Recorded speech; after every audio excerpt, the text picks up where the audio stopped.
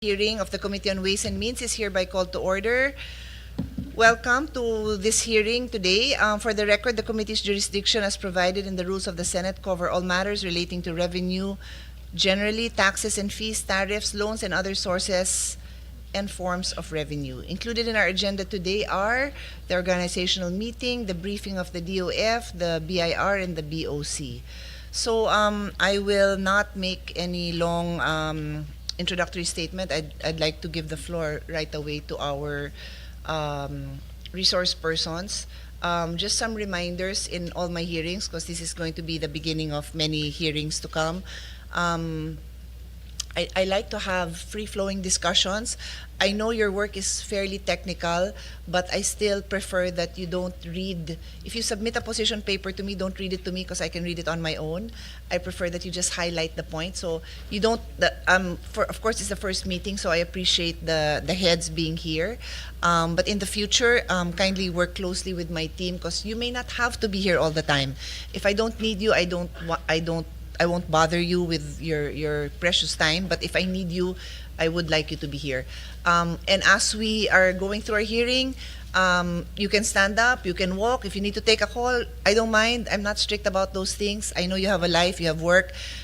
Sitting is the new smoking, so I want you to stand up and stretch your legs kung mahaba ang hearing. Today is not mahaba because we have our budget also today, and I understand you have something later. That's no problem with me. We'll get going.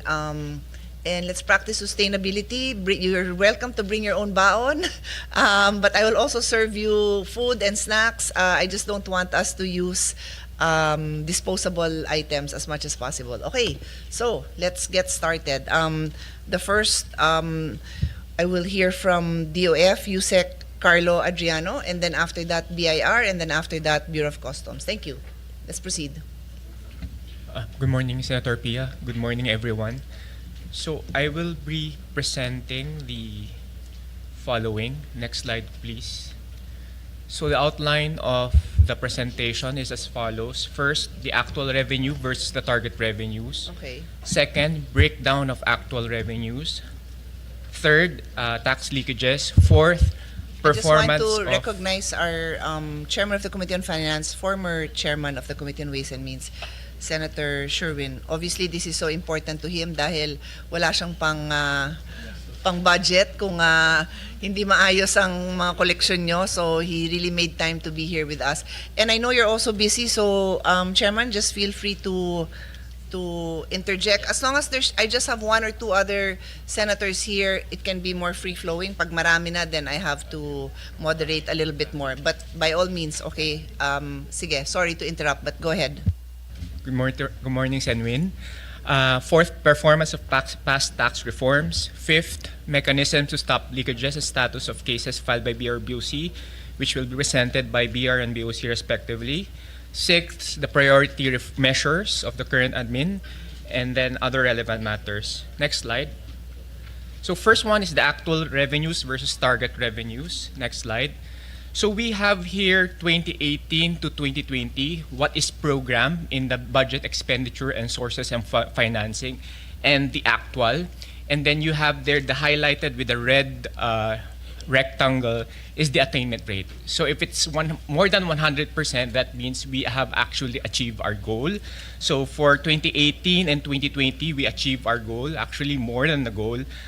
For 2019, slight shortage, yes. 99.6%. Next slide is for 2021 to 2023. So again, in terms of total revenue, we have actually achieved our goal, more than 100%.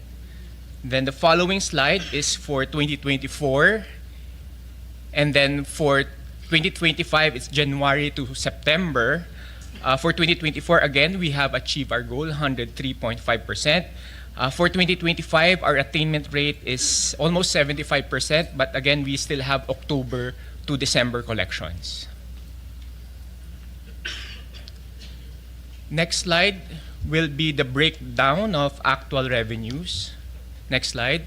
So here is basically the actual revenue collection from BIR and BOC and by type of tax from 2018 to to 2024. As you can see, it was growing from 2018 to 2019 for BIR and BOC, but went down during the pandemic.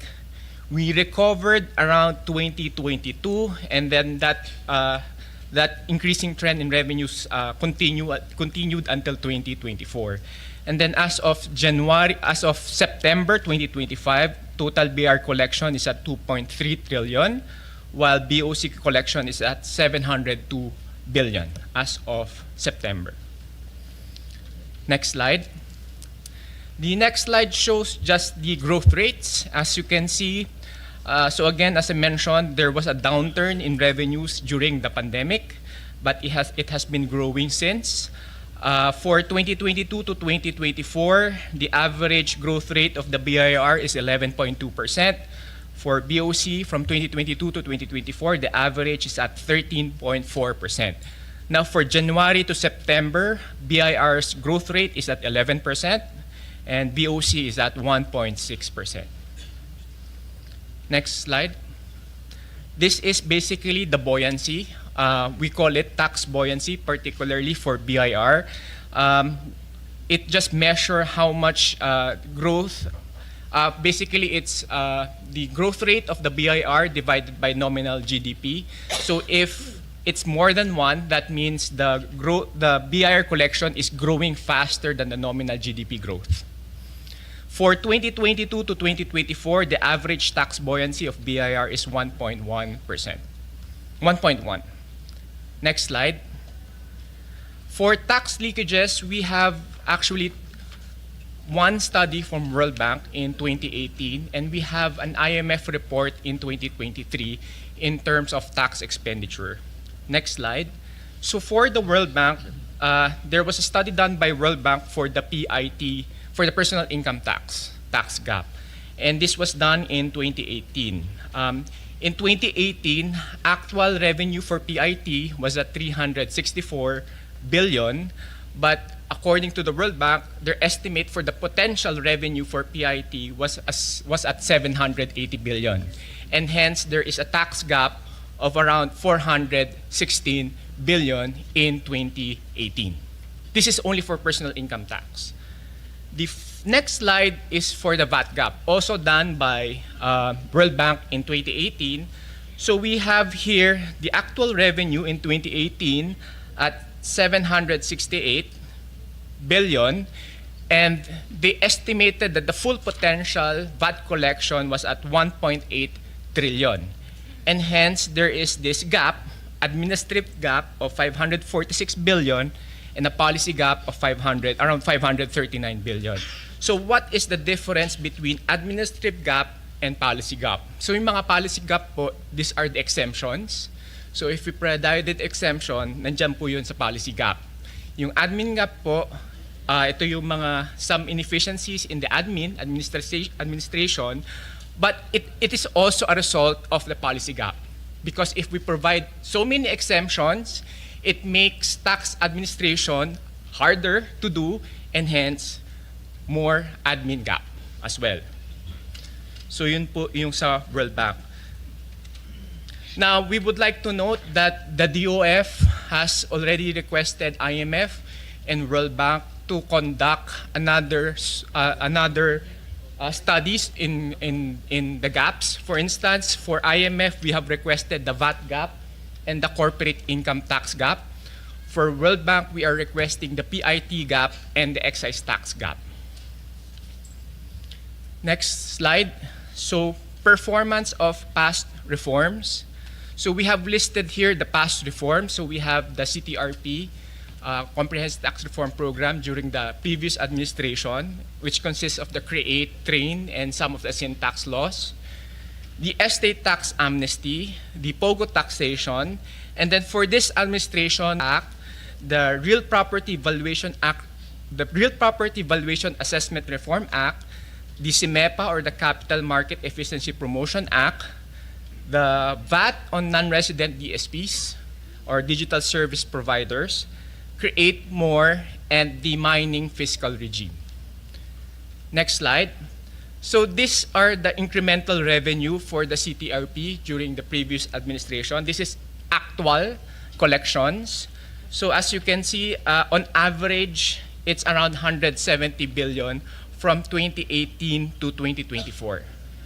And you have the disaggregation there.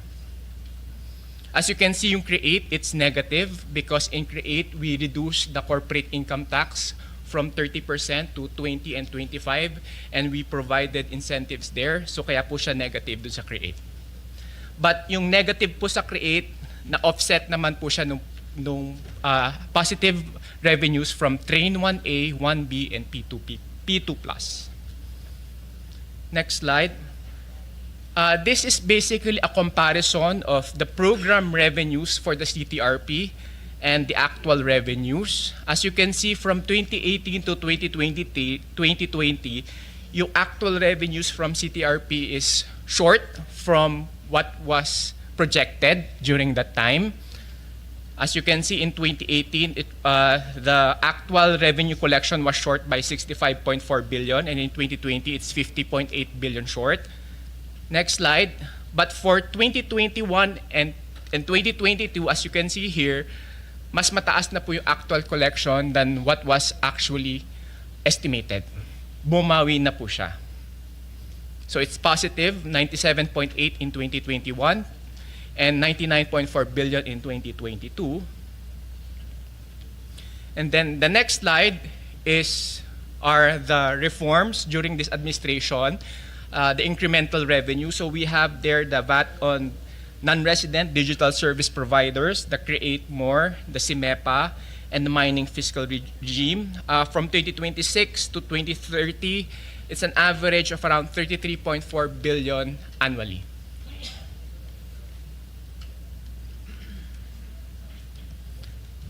Next slide. So I think for the mechanism to stop leakages will be discussed by BIR and BOC later. So I will now go to the priority measures of the DOF and this administration. Next slide. So, next slide. So the first one, next slide, is the excise tax on single-use plastics. Next slide. So we would like to discuss first why are we proposing this proposal, the excise tax on single-use plastic, because number one, we have a problem with waste management, particularly plastics. The figure on your left shows the rivers that contribute the most to ocean plastic pollution. So there are 10 there, and 6 out of 10 rivers come from the Philippines. And the figure on your right shows the share of global plastic waste emitted to the ocean in 2019. And as you can see, Philippines, number 1 by a big margin. Hence, we really have a plastic waste management problem. Next slide. So this figure basically provides the same story. We are a social economy and ranks first in the top 10 countries with the highest annual plastic emission. Next slide. Now, what I showed earlier, yung rivers that contribute the most to ocean plastic was in 20-something. Now, this one is from the Climate Change Commission. It's 7 out of 10 na. From 6 out of 10, this one found it's 7 out of 10. Next slide. Now, problem number 2, poor waste management contributing to intense flooding has led to significant economic costs in the Philippines. We all know the impact of all of these disasters and all of this flooding. And in 2009, it is estimated only for Typhoon Ondoy, it estimated that the economic damages is equivalent to almost 3% of our GDP during that time in 2009. Next slide. Now this slide just shows you the trend in terms of rainfall, and it's increasing over time. And next slide, we all know that the marginalized sector is the most negatively impact, the marginalized sector is the most vulnerable and will have disproportionately harmed by the impacts of climate change. Next slide. Now, problem number 3 is that with the proliferation of e-commerce, particularly during the pandemic, the demand of single-use plastic intensified. Particularly, ito po yung mga packaging system, even the Grab food and everything, mas madali na po mag-access ng mga pagkain at kung ano-ano pa with e-commerce. And problem number 4 is the fragmented policies on the issue of single-use plastic. Several LGUs implement a ban. Several other LGUs implement some sort of a tax or a fee. But in terms of the national policy, we do not have one yet. And next slide, to address this issue, we are proposing the excise tax on single-use plastic, which will be the national policy of the government, with regards to single-use plastics. Next slide. So I will not discuss this because this is just a background. Next slide. So again, we are proposing an excise tax on single-use plastic. Next slide. So this is just a timeline of the proposed excise tax on single-use plastics. So the DOF actually proposed it in 2022, an excise tax rate of 100 pesos per kilogram, and it only covers single-use plastic bags. Now the DOF is proposing a 150 pesos per kilogram rate, and we are considering to expand the coverage. So meaning we will cover other types of single-use plastics. Before, we were only covering single-use plastic bags. Ito po yung Labo and Sando bags lang. When you say you're considering expanding it, that would include like sachets. Ganon. I mean, those are the consideration. Yes. Those similar to that. Yes, Sen. We are Kasi actually when you look at the pictures, honestly, it's full of sachets. The rivers, the clogging, it's a lot of it is sachets. Yes, and Pin. So we are coordinating closely with DNR in terms of the coverage. Kasi sila po talaga yung may expertise on this. What should be considered as a single-use plastic, and in terms of what is our target. So we're closely coordinating with them.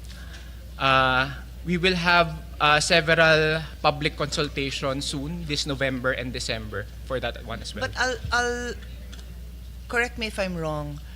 I think this is more of an environmental waste management issue than a revenue generating issue. Tama naman, di ba? So that's why you said you'll be coordinating closely with them. Okay. Yes, and Pin. So, yes, and Senpia. So, sorry. So, Senpia. So, it's an environmental policy first than a revenue policy. So, revenue is side win, kumbaga. So, ito po yung definition and coverage, but this is subject to change. We're still consulting with the DNR. And the proposal again is, for now, is 150 pesos per kilogram with an adjustment of, with an indexation rate of every 3 years or maybe annually. So we're still finalizing the proposal. Next slide. These are just some of the filed bill with regards to single-use plastic, both in-house and Senate. There are already existing po na proposals. Next slide. These are just the incremental revenues. So the difference between 100 and 150. So take note that the incremental revenues here only considered single-use plastic bags. We do not have data yet on the consumption of the other plastic, but once we get those data, we will include it in the potential, in the projection of the incremental revenues. Next slide. This will be the potential impact of that excise tax on single-use plastic in terms of price and volume. So in terms of price will probably increase by more or less 100%, and that would result in a decrease in demand of around 37%. Given the 150 pesos per kilogram proposal. The next slide, I will not discuss this, but these are some of the existing challenges that I've already mentioned. And the next reform that we're looking at is what we call the domestic top-up tax. This is in relation to the globe rules of the OECD, particularly Pillar 2. So what is this? So what is the issue that we're trying to solve with this proposal? The issue that we're trying to solve here is the taxation of large multinational enterprises. So dun po sa Pillar 2, yung globe rule na sinasabi po, meron po sila doon na proposal to have a global minimum tax for MNEs of 15%. So ibig sabihin po nito, kung yung MNE or multinational enterprises, 150 million for at least 2 of the past 4 years, you are in scope. You're subject to that 15% global minimum tax. Now, why is this relevant for us? Next slide. Because there are some multinational enterprises that are operating here and are paying less than 15%. So kunwari po, ako po ay MNE operating here and my effective tax rate burden is only 10%, so kulang ko ng 5 kasi 15 po yung minimum, I have to pay the 5%. Now the question now is, where am I going to pay the 5%? If we have a domestic legislation for the top-up tax, they will pay here. If we do not have the legislation, they will pay that balance in another jurisdiction. So take note po na their tax burden is less than 15% because most probably we're providing them incentives, given that corporate income tax for large taxpayers is 25% na po. So mas mababa lang yung tax burden mo if you are enjoying incentives. So given that they will pay the 15%, they might as well pay here than pay in another jurisdiction. Yun po yung issue that we want to solve in this. Next slide. Now, based on a study made by ADB na nirequest po ng DOF, ang MNEs po na nag-ooperate dito sa Pilipinas are mostly coming from Japan, US, and then UK. 32% actually is Japanese firms, and then 23% US firms. Next slide. So, these are the incremental revenues. Assuming it was implemented in 2021, the projected revenues is basically almost 50 billion. So again po, if we do not have the legislation, itong 50 billion po na to will be paid in another jurisdiction. So we need a domestic legislation so that we can collect that what we call top-up tax. Based on our consultation po, the MNEs would actually prefer to pay here rather than in another jurisdiction kasi they're already operating here anyway. So it's easier for them to coordinate with our own revenue authorities than paying in another jurisdiction. Yes po, we have a draft bill and it will be subject to public consultation by this November and December. Okay. Next slide. The next slide is the estate tax amnesty, which is actually not new. We just want to extend the estate tax amnesty. Next slide. May nag-avail ba? Yes po. Meron pa po.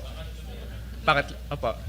So, we would like to extend Natapos na it. yung term ko, natapos na yung term niya, tapos extend na naman.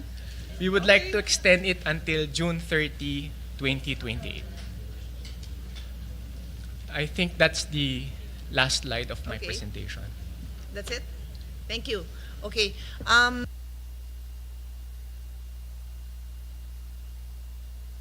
Commissioner Nepomuceno, you have the floor.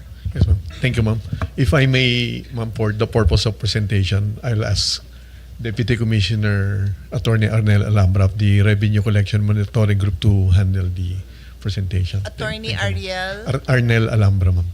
Arnel Alhambra. Yes, ma'am. Okay, you have the floor. Good morning po, Senator Pia. Good morning po, Senator Will.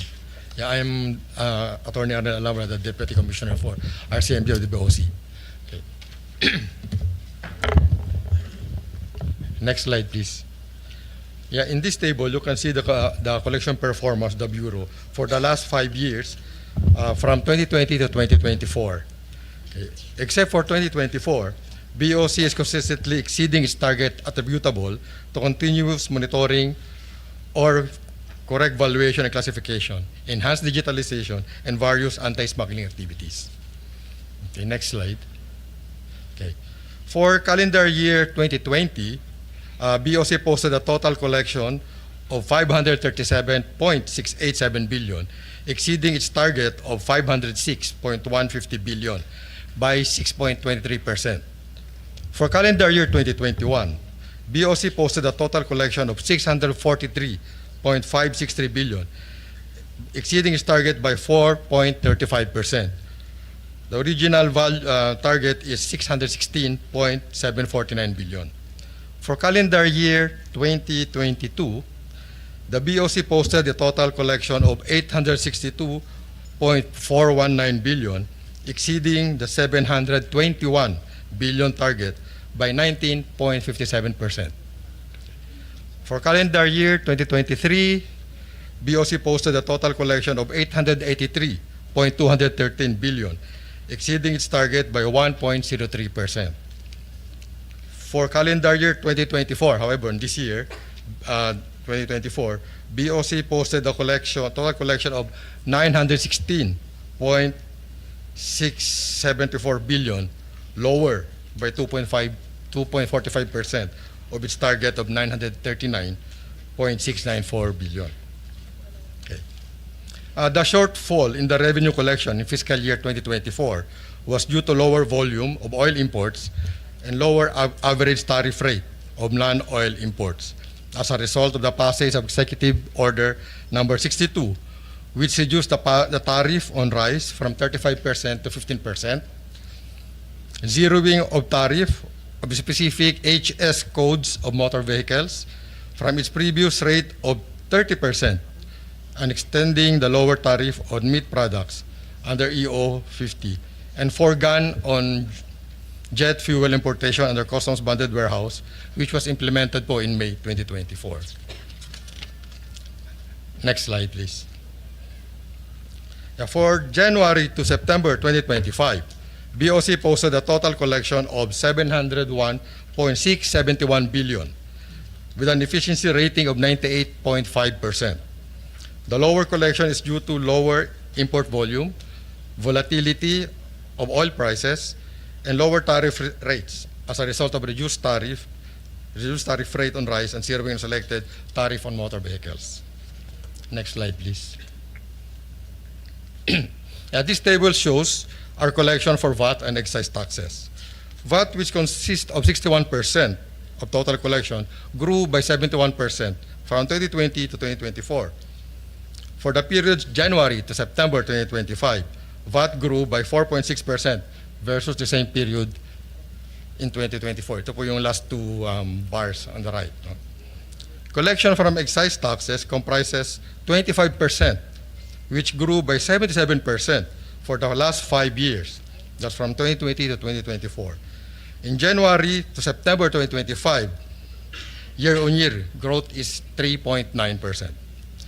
Duties comprises 12% of the total collection, which grew by 74% from 2020 to 2024. January to September 2025, year-on-year collection declined by 15.9%. It is affected by lower average tariff rate to 6% due to the impact of lower tariff rate on rice and meat products, zero rate on selected tariff of electric and hybrid vehicles, and implementation of various free trade agreements. Next slide, please. Okay. The BOC have identified the following leakages and key issues affecting customs revenue and enforcement. Number one, illicit trade in excisable products. The illegal distribution of goods subject of excise taxes such as alcohol, petroleum, tobacco, and vapor products undermines legitimate commerce and reduces government revenues. Number 2, revenue losses from de minimis abuse. Improper classification and undervaluation of imported goods to qualify under the de minimis threshold result in significant revenue leakage and unfair market competition. Number 3, misclassification and misdeclaration of value. Importers may deliberately misclarify goods and understate their value to reduce tax liabilities. The implementation of the Enhanced Value Reference Information System, or EVRIS, is a critical measure to detect and prevent such practices. Number 4, inefficient customs procedures.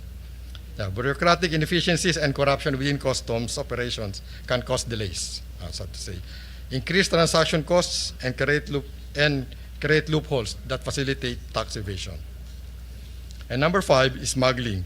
This is the unauthorized importation of goods, bypasses customs controls entirely, evading duties and taxes, and posing risks to public safety and national security. We would like us to note that based on the study of the government in 2016, tax leakages from oil smuggling was estimated at 26.87 billion. Okay. These are our performance of past tax reforms. Next slide, please. Okay. For the revenue impact of BIR revenue regulation numbers 009-2025 and 010-2025 on reduced corporate income tax rates and VAT procedures under the Create More Act, affected ports have reported an estimated revenue loss of 3.2 billion pesos due to the shift in the collection of local taxes from the BOC to the BIR, the Bureau of Internal Revenue, in 2024. Next slide, please. Okay. As of September 30, 2025, the BOC successfully conducted 60 seizure operations against smuggled agricultural products with approximate worth of over 473 million pesos. These operations highlight the agency's commitment to protecting local farmers, ensuring fair competition, and securing the nation's food supply in line with RA number 10845, or the Anti-Agricultural Smuggling Act of 2016, and RA 12022, the Anti-Agricultural Economic Sabotage Act, which classified large-scale agricultural smuggling as economic sabotage. Next slide, please. Rice Tarification Law. What are you gonna say more about that? What was the impact of that? The law, the anti-agriculture economic sabotage. May nahuli na ba dyan? May nakasuhan na ba dyan? Yeah, we have the BOC actually has some seizures po, Senator Pia, and I'll go to that later. You will, Okay. Slide for the Okay. cases filed po. Okay. On rice tarification law, the BOC regularly submits a quarterly report to the Department of Budget and Management, copy furnished the Bureau of the Treasury, Department of Finance, Department of Agriculture on the collection under rice tarification law. The table shows the volume and collection from rice imports for the period of March 2019 to September 2025 under rice tarification law. For January to September 2025, that was the one highlighted in green, the tariff revenue from rice importation is 13.372 billion, rounded off to the nearest billion. From March 2019 to 2025, September, the total tariff revenue from rice importation is 146.878 billion pesos. Okay. Next slide, please. Okay.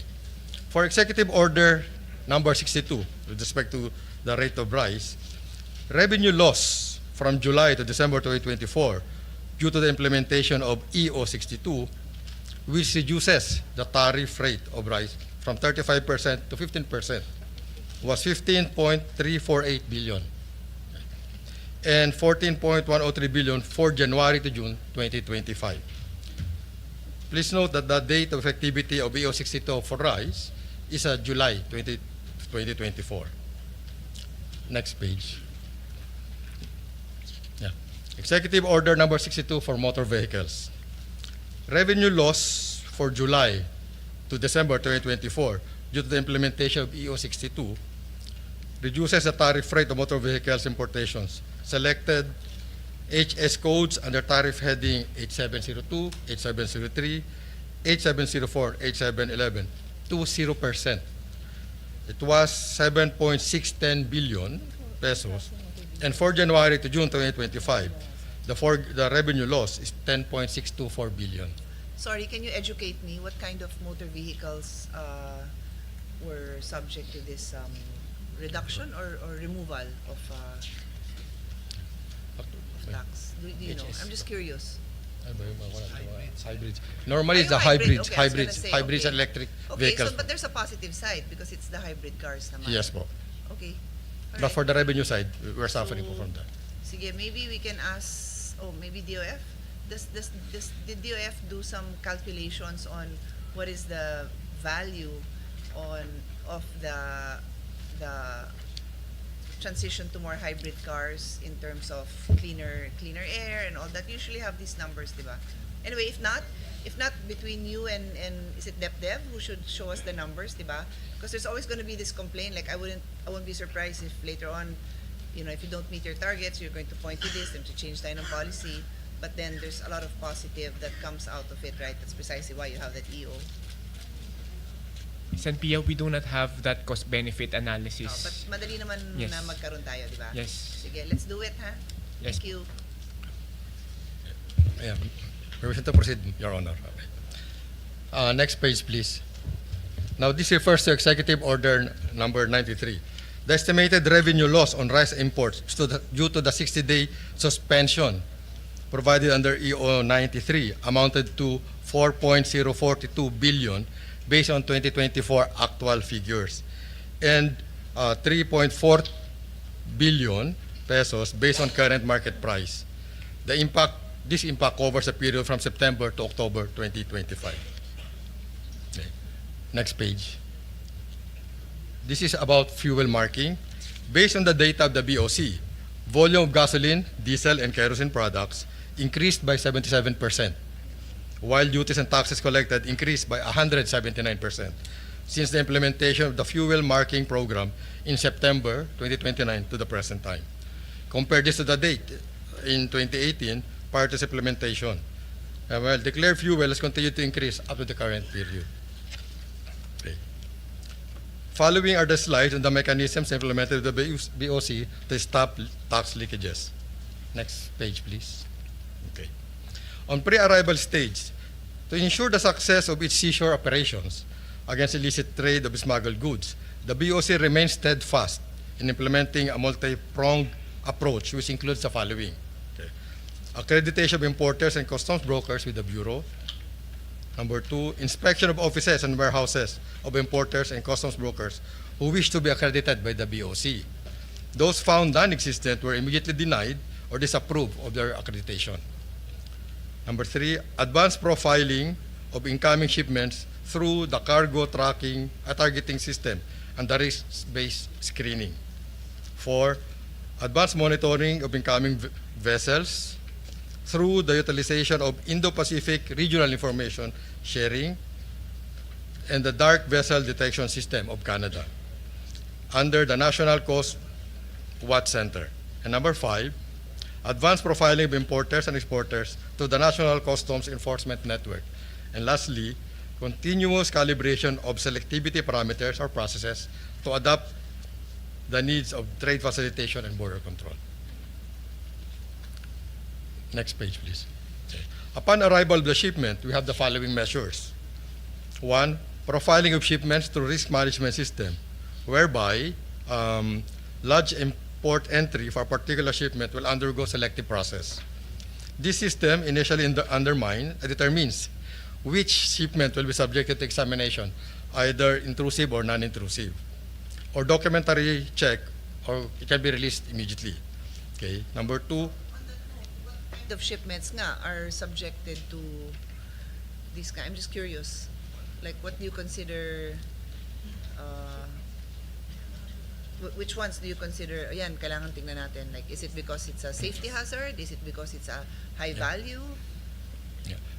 yeah, when the shipments when the containers will go through an X-ray, it can be identified if the contents of the are questionable. So from there, it can be rated red. That's my question. What is questionable? Is it questionable because they don't align with the declaration, or it's questionable because these are high-value items? I'm just curious, what is it that triggers your further scrutiny? Ma'am, if I Yeah, please. may help my colleague.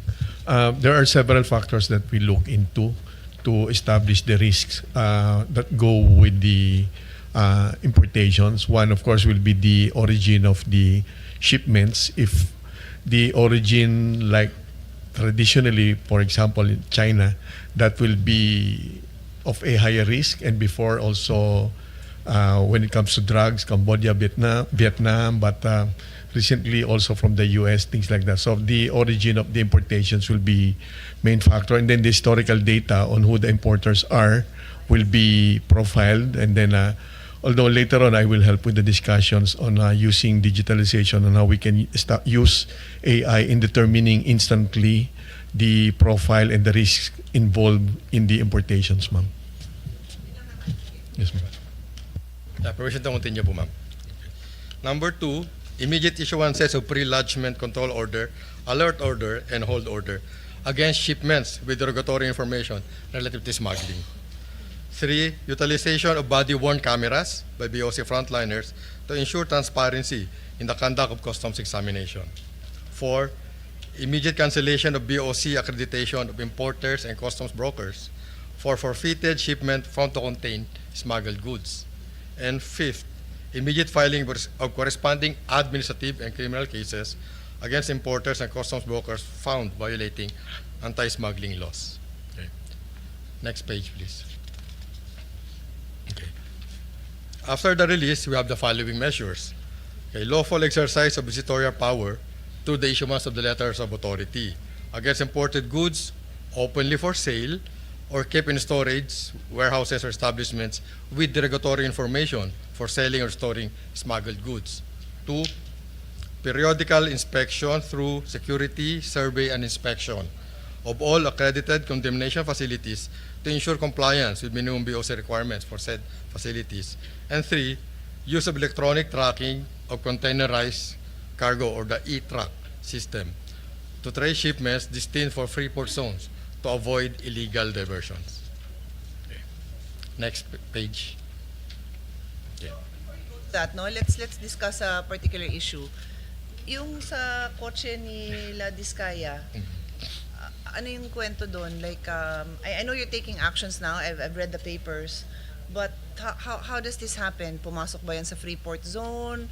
Hindi na-detect ang pagpasok? Kasi syempre mainit sa mata yung luxury car. Laki-laki pa. So how does that even happen? Yes, ma'am.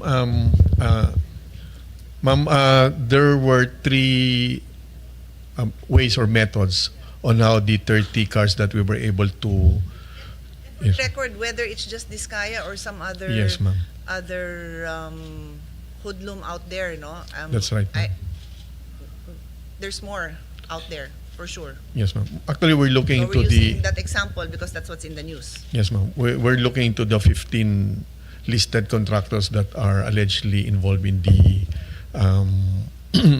the ghost projects, the infra projects. So there were until today, but there were 3 ways that were used by the importers for these cars. But we categorize those 3 ways. One, those that came in with a tampering of the import entry system, meaning yung pinaka parang birth certificate ng kotse, ma'am. So, nawala yun with no import entry and then no certificate of payment. That's one category. Number 2, Stand Yes, it, ma'am. no, and have a relevant discussion and if necessary legislation. Can you repeat that phrase? Exactly what you just yes, ma'am. said. The first category would be those that entered without an import entry, Okay. and then at the same time, there's no certificate of payment. Okay. So when you say they don't have an import entry, so as of now, you cannot trace kung paano pumasok yon. Is that what you mean? Kasi hindi mo nabigyan ng wala silang Yes, ma'am. proof na pumasok ng maayos. Import ma'am. entry. I'm just taking Ma'am, it from its logical. Yes, ma'am. Yeah. What does that Mag-example mean? ako, ma'am, para mas maintindihan. Sige. For example, one case, hindi lang yan, ma'am, to rewind, Oo, yeah. yung Bugatti, for example, before. ang sasakyan, literally, we suspected pumasok, for example, sa Batangas port. Okay. And then the import entry doon naka-lodge yan through, Okay. of course, through the IT system. Although later on, mabubura yan. That's the modus that we found out. And then the certificate of payment, supposed to be, if it's Batangas, dapat doon din literally yung form. Okay. Okay. But the form was purchased from the port of Davao. So may scheme talaga, ma'am. And but anyway, I'll digress a bit. Sinold na namin yun, ma'am. No? But just for the But understanding. why would they want the certificate of payment to be in another place? Kasi ibababaan doon. No, ma'am. Para mahirap matrace kung iimbestigahan yun, ma'am. Ganon? Of course. So, and then yung x-ray din yan, ang makitang image was Raptor for that Bugatti, meaning parang pick up yun. Pero yung laman, iba. So, it's an elaborate method of cheating the government. And then your certificate of payment. Image na galing sa machine ninyo o na pinoproduce nila? Well, Ano nagbago yung image? tampered yun, ma'am. Ano? But if talaga na x-ray yan, dapat lalabas yung Maayos. totoo. Yes, ma'am. So tampered yung image para yun ang magiging basis ng valuation. So you'll pay less. Okay, so in this case that you're using as an example, Yes, ma'am. then that means there would be customs employees and officials in the Port of Batangas and the Port of Davao that Yes, ma'am. connived with the importer. Yes, ma'am. In the case of the Diskaya cars, ma'am, ports of Cebu, Davao, Batangas, MICP, POM. So marami po Ganun yan. karami. 30 cars po yun, ma'am. But is But it just one importer or a couple of importers iba-iba also? po, ma'am. We already have the complete report and we submitted already And the obviously they're report. not their only clients, right? Yes, ma'am. And you can get a warrant to also look at their list of clients. Yes, ma'am. Good. That's what we're doing right now. We submitted the official report already to the ICI, Okay. and then we're already also doing our best to go after the other listed the contractors that are listed Kasi in the these luxury 15th. cars are an interesting case because they're huge, di ba? Yes, Ilan ma'am. kotse ang kasya sa isang 40-footer? Ilan lang? Isa Apat? or dalawa lang, ma'am, Dalawa lang? usually. Diba? Pero yung pag maliliit, As nagiging opposed tatlo pa yan. I don't know, maybe jewelry, ang dami nun, di ba? Baka hindi mo mapuno yung isang container van sa jewelry or I don't know, some other, I don't know what luxury things people buy. Yes, ma'am. But just but wow. to note, ma'am, we already immediately implemented measures to end this, and we've already also have a formal agreement with the new LTO chief that kasi it takes two to tango for these Yeah, two that's agencies. why we invited DOTr, but I don't know if Mr. Arca, but later on, for Yes, ma'am. just a more organized discussion. And then in this case, ma'am, meron sanang Si LTO para pag-register nila. yes, ma'am, kasi Oo. kung perfected Pero parang napansin ko, nakaparada lang dun sa malalaking garahe nila eh. Happy na yata silang nakadisplay lang dun eh. turn over naman po sa amin, ma'am. No, So I mean in general, ano ba ginagawa ng mga collector? Nakadisplay lang, so baka hindi nila kailangan ng plaka. Hindi ko alam. Nilalabas ba nila yung mga kotse nila? yung sa LTO side, ma'am, I'm not sure, but sa BOC side, ma'am, we're already pursuing the immediate Maybe Senator Sherwin knows. I don't know anything about cars, so do they just like to look at it, you know? ay mga ano. No, I'm just commenting on, I'm happy Yes, that ma'am. nagko-coordinate ka sa LTO. Pero malay ko ba kung hindi na magamit ng plaka yun, tapos yung iba, yung ano nila, yung property nila, baka doon na lang nila, laki ng property nila, doon na lang nila pinapaikot. Mga ganun po. Eh sabi nung pong- isa, binili daw niya yung kotse niya dahil daw sa payong. Nandun pa yung Hindi payong na, naman, hindi na ma'am. kailangan ng plaka, kung payong lang pala yung habol doon. Nandun pa ho yung payong, ma'am, when we apprehended. Sa Rolls Royce po yun. So, ma'am, yun nga po. Supposed to be meron sanang tulong ang BIR doon na maganda yung one of the checks and balances that was in place pero na-override din yan. Meron sana authority to release imported goods which is required for these vehicles that before ito ma-process talaga a trig yung the authority to release imported goods dapat makuha sa BIR, but from the BOC side nung hindi pa nakuha a trig dapat yung mechanism na sana yun, ano. So from the BOC side inallow yung continuation ng procedure ng processing even without that rig. So dapat sana yung at rig kasi mahigpit ang BIR lumalabas kasi sa BIR yung tamang value na dapat bayaran sa excise tax. So yun yung magiging computation. So kung mataas yun, hindi yun magiging consistent with the one doing the magic in the tampering of the computation. So in-override yun. So immediately what we did, you can no longer process the importation, hindi lang ng mga sasakyan, ma'am, ano? But if an atrig is required, if there's no atrig, we already issued the memo that the process of valuation and then of course the payment should not be done by BOC. So pinagbawalan namin immediately yun, ma'am. So, to recognize the value supposed to be of the BIR's atrig being a requirement of the process. So pinatigil na namin yun, ma'am. And then the second method, maraming details po talaga yun, ma'am, but offhand, isa yun. Then meron namang merong import entry pero wala naman certificate of payment. And then lastly, dun sa Diskaya cars, ma'am, out of the 30, meron naman silang 17 cars na nagbayad naman dun sa bumili sila from the regular or respected car distributors that are members of CAMPI and AVIL. But according to ICI, we also could not release these cars to them because BIR will look into the other aspect po, baka kasi galing of course ito.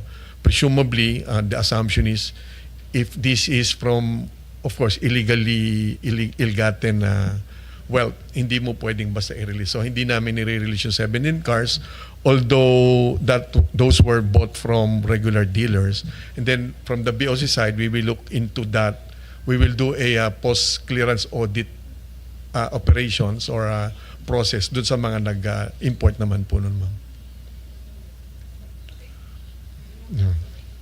Kasi syempre it's in the news, so I wanted to understand. But one last point about that.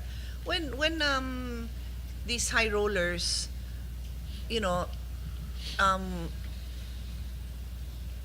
allow themselves or ask for interviews, which there were interviews na apparently natanggal na sa internet, so hindi na mahanap ng staff ko. Tapos dinidisplay nila yon.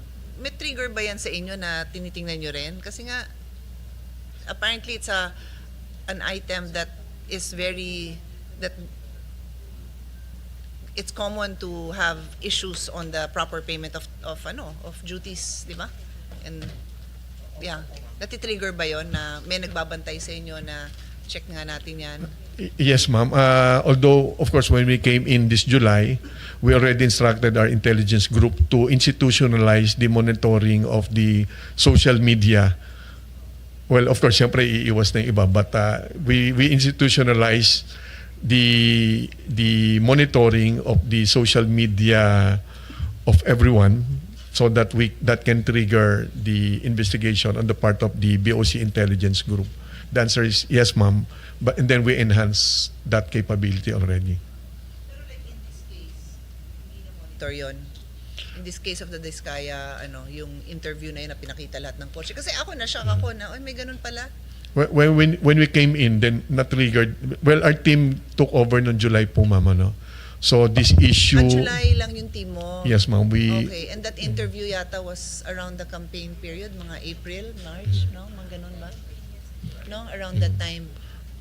Kami naman, ma'am, of course, nasa news din naman po kasi. Hindi naman kami nauna with that. It's all over the news. So, Yeah. of course, we gave the instructions to henceforth. Dapat mas mag-increase yung aming monitoring capability. It will not be good if everyone else would know the issue, then exactly. huli kami. So, we enhance already our capability, ma'am, for that. Okay. Okay. Are you showing something? Yun. Is this a video? Madam Chair, Yes, go quickly ahead. lang. Narinig ko While you're kanina. speaking, wag muna kasi madadivert naman yung Sige. attention. Ayan Hindi, na. mauna ka. Sige. Mauna ka. Yung narinig ko lang kanina, Commissioner, na merong sindikato sa loob. Parang itong operation is really sindikato. Kumbaga, mga BOC employees rin yung gumagawa. Like for example, sinabi nyo na yung x-ray instead na yung sasakyan, linagay nila image. ibang sasakyan. Parang actually, yan yung pinakita ni Senator Ping na kasi kasama sa DPWH yung mga inspection pictures Pero pare-parehong picture yung dinidikit nila, no? Doon sa inspection picture. So baka ganun din. Parang it's within. The problem is within. Yes, yeah. Una Baka na-identify mga niyo ba safeguard itong lang mga tao? At Yes. anong nangyari? Pinaalis na ba? Kinasuhan? Nakulong?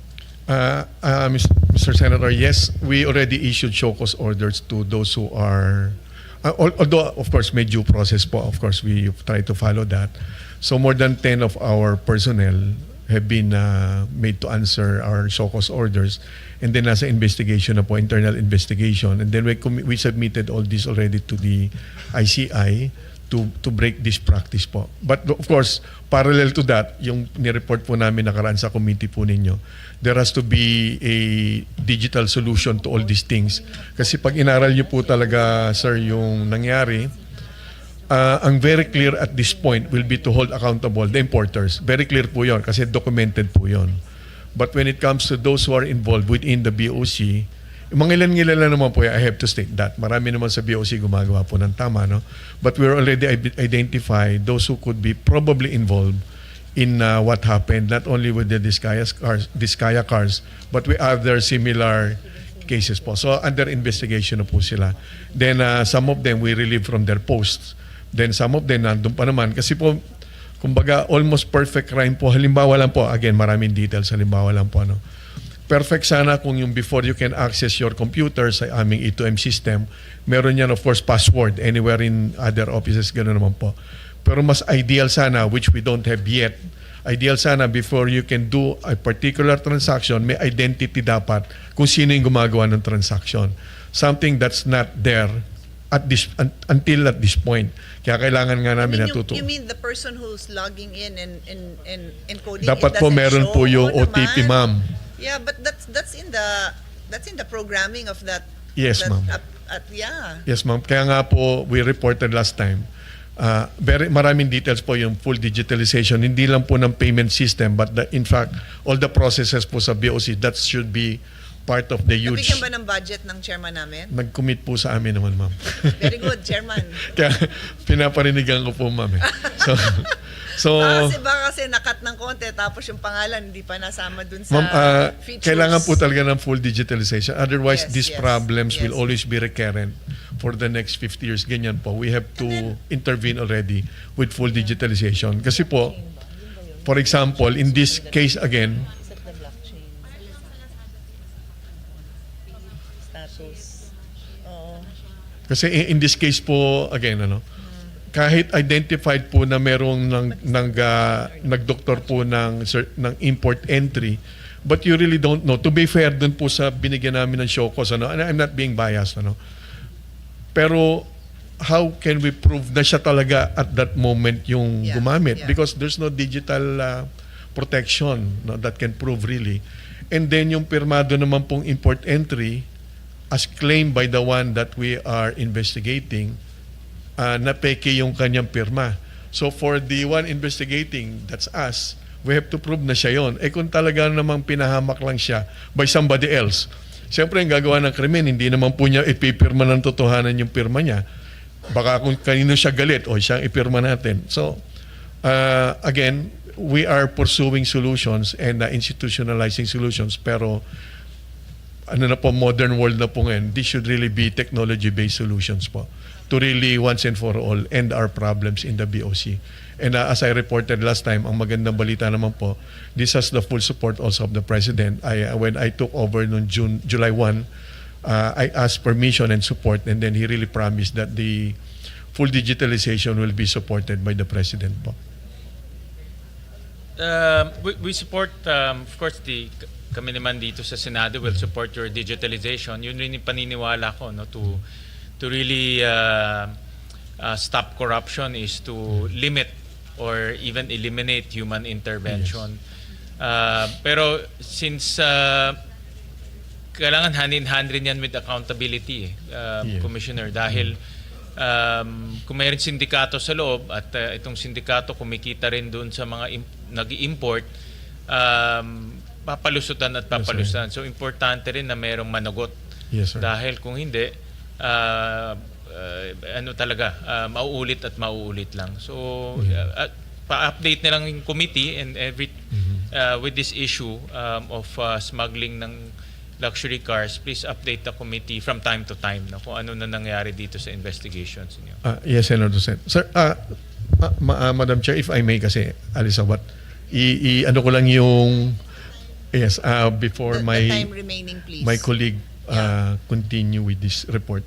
Yung pong, to clarify po yung concern po ni Senator Gatchalian, for my team, ang gusto po namin maging legacy sa aming tenure will be, of course, truly there are almost 1,000 things that we have to do at the same time. Ganun po talaga condition ng customs, ano? But doable naman po. And we have grouped our contribution to the solutions that are needed to finally end our problems in our bureau. Hinati po namin sa tatlo yan. Number one po talaga, of course, yung mga digital solutions. Parami po yun, 7 po yun sa na-identify namin. Hindi lang po yung payment system. That would include using AI in our accreditation, and in our risk management. We have to upgrade our X-ray machines, use smart X-ray machines and CCTVs, etc., etc. For example, in what happened with that, dapat yung aming X-rays or scanning machines, kung ano yung nakikita sa field, simultaneously nakikita dapat yan sa central operation center namin and recorded. So kahit gustuin sa field na baguhin yun, hindi mo na mababago dahil naka-record yan sa central office at nakikita. So things like that, marami po yung details. So number one group of solutions that we have to do are digital solutions, technology-based solutions. Number two, yun nga po, we have to pursue accountability. Aside from transparency, accountability, panagutin po yung mga nagkakamali at nagkamali. Otherwise, paulit-ulit lang po yan. But i-qualify ko lang po yun. No? Doon sa dapat managot, aside from our own personnel, doon sa mga smugglers side, hindi lang dapat kami tumigil doon sa mga tauhan ng smugglers. Because if you'll see the cases around for 2025 alone, parang 150 to 153 cases na yan. But if we will only investigate and prosecute eventually the helpers, drivers, wala pong mangyayari doon. Kaya humingi po kami ng tulong din, and it was committed to us with the former Secretary of DOJ. Then I had a meeting also again with him nung ombudsman na po siya. Kailangan naman ng tulong with the NBI to dig deeper, to drill down some more kung sino ba talaga may-ari. Otherwise, kukuha lang po yun ng ibang tauhan. So, paulit-ulit lang yun. So, yes, dun po sa cases, that's what we intend to do, to hold accountable way beyond dun sa mga tauhan lang. And then lastly, Singit ko lang, yes, para ma'am. lang kung may idadagdag ka dun sa explanation mo, does what you're saying apply to rice smuggling? Because we only have Yes, ma'am. time for a few examples, so we go from big luxury cars Yes, ma'am. to a daily consumable product that affects every Filipino, especially the farmers. So kasama yan. Yes, ma'am. Yung sinabi mo na hanapin yung totoong mga perpetrators and not just their Yes, ma'am. their helpers. And then yung pangatlo nga po, ma'am, yes, the answer is yes, Madam Chair. Sa pangatlo kasi, ma'am, will be administrative and operational improvements. Of course, administrative, kasi yung organization namin, yung table of organization, you have to re-engineer that towards a more efficient and effective organization. But aside from yung personnel and reorganization, kailangan din namin ng operational capabilities. Again, this would require funding. I assure you, pag nandyan ho kami, the procurement process will be transparent and competitive. Halimbawa po, pagdating sa agricultural smuggling of meat products, malaki po presumably ang nawawala dyan. Ano? We can submit the reports of the assumptions being adopted on how to compute ilan yung nawawala, especially sa agri-products. Kailangan namin halimbawa ng capability to inspect yung meat products. Pag tinignan nyo kasi yan, sir, frozen yan eh. Sa naked eye, pare-pareho tsura niyan. So ang nangyayari ngayon na system, yung inspection niyan, dadalhin dun sa warehouse ng importer on guard. Although on guard yon. Kaya lang siyempre, pagdating na doon, teritoryo na yun ng importer, pag may masamang balak yan, vulnerable naman po yung ating tauhan doon. Dalawa, apat sila, things can happen pagdating sa port nila. So the Bureau doesn't have that inspection capability right now. The quick solution should be, at least habang wala kaming capital expense budget for capital outlay, mag-MOOE muna kami, pero wala po sa NEP namin yon. Mag-list muna kami ng cold storage somewhere in Manila or kung saan malapit na port para magkaroon ng deterrent effect yung aming capability that we can actually inspect in our own premises the suspected smuggled meat. Kasi ma'am, ang declaration niya, for example, 5%. Kung hindi po yan prime, but in reality, prime yan. So from 15 to 45% supposed to be babayaran yan. Eh yung value, depressed pa yung value. So X% of a smaller amount instead of a higher percent of a higher amount. But that can only happen if we have that kind of capability which we intend to do. So mga ganun pong operational improvements plus lastly, for example again, gusto nating ipatigil yung oil or petroleum product smuggling. From my recall, on 2024 data, if I'm not wrong, 30 to 34% po yung petroleum product sa ating revenue pie. So that could be higher if we can really curb smuggling or stop smuggling of oil. Eh, wala naman ho kaming sariling sea vessels that can do the job. Meron kami 21 but most of them sira. So but as a short-term solution, I already talked yesterday with General Browner. He committed that the Philippine Navy will be quote-unquote on call as long as we have actionable intelligence to do the job. And then the Philippine Coast Guard, I've already also talked with the Commandant Gaban. He would help us. On call din po sila sa amin as long as mayroon kaming actionable intelligence which can be done again by using technology na pagtutulong-tulungan namin how to, ganito po yan man how to understand kung ano po yung nakikita sa screen. At any given time mo kasi there are more than 2,000 sea vessels in our economic zone. Using our own visual appreciation, hindi po basta-basta makikita po yan. So we have to use again technology para makita natin kung sino po yung halimbawa nagdidikit, running at 1 to 3 knots lang, nagdidikit sila. Using AI, mag-alarm na yan. We should have this capability. So pag ready kami with that, Coast Guard will be available, Philippine Navy will be available. So we're committing, magkaroon lang po kami nun, but that subscription, hopefully magagawa po namin ang paraan yan. So yung mga ganun po man. So again, digitalization and then establishing accountability and then lastly, we will have operational and administrative improvements during our term. Kaya naman po yun, Madam Chair. Yes, ma'am. Madam Chair, doon sa NEP nyo, merong 1.6 billion for digital ICT requirements. Yes, sir. So I think that is geared towards yung sinasabi nyo, Commissioner, no? Kulang pa ho yun actually. Kulang pa ba? Kasi ganito po, doon sa CPS, meaning yung payment system, if we will succeed po sa PPP, yun yung parang last option namin, na in motion na po yan ngayon. To be fair with the former commissioner, minana ko po yung PPP proposal yan, tinutuloy lang po namin. But that's the right solution. Pero pag nag-fail yun, if we cannot negotiate for dapat po kasi meron yung minimum capabilities or features to do the mission na dapat 100% full digitalization yung lodging, assessment, payment, and releasing. Dapat 100%. Not 90%. Magkakaroon po rin yan ng abuse pag ganon.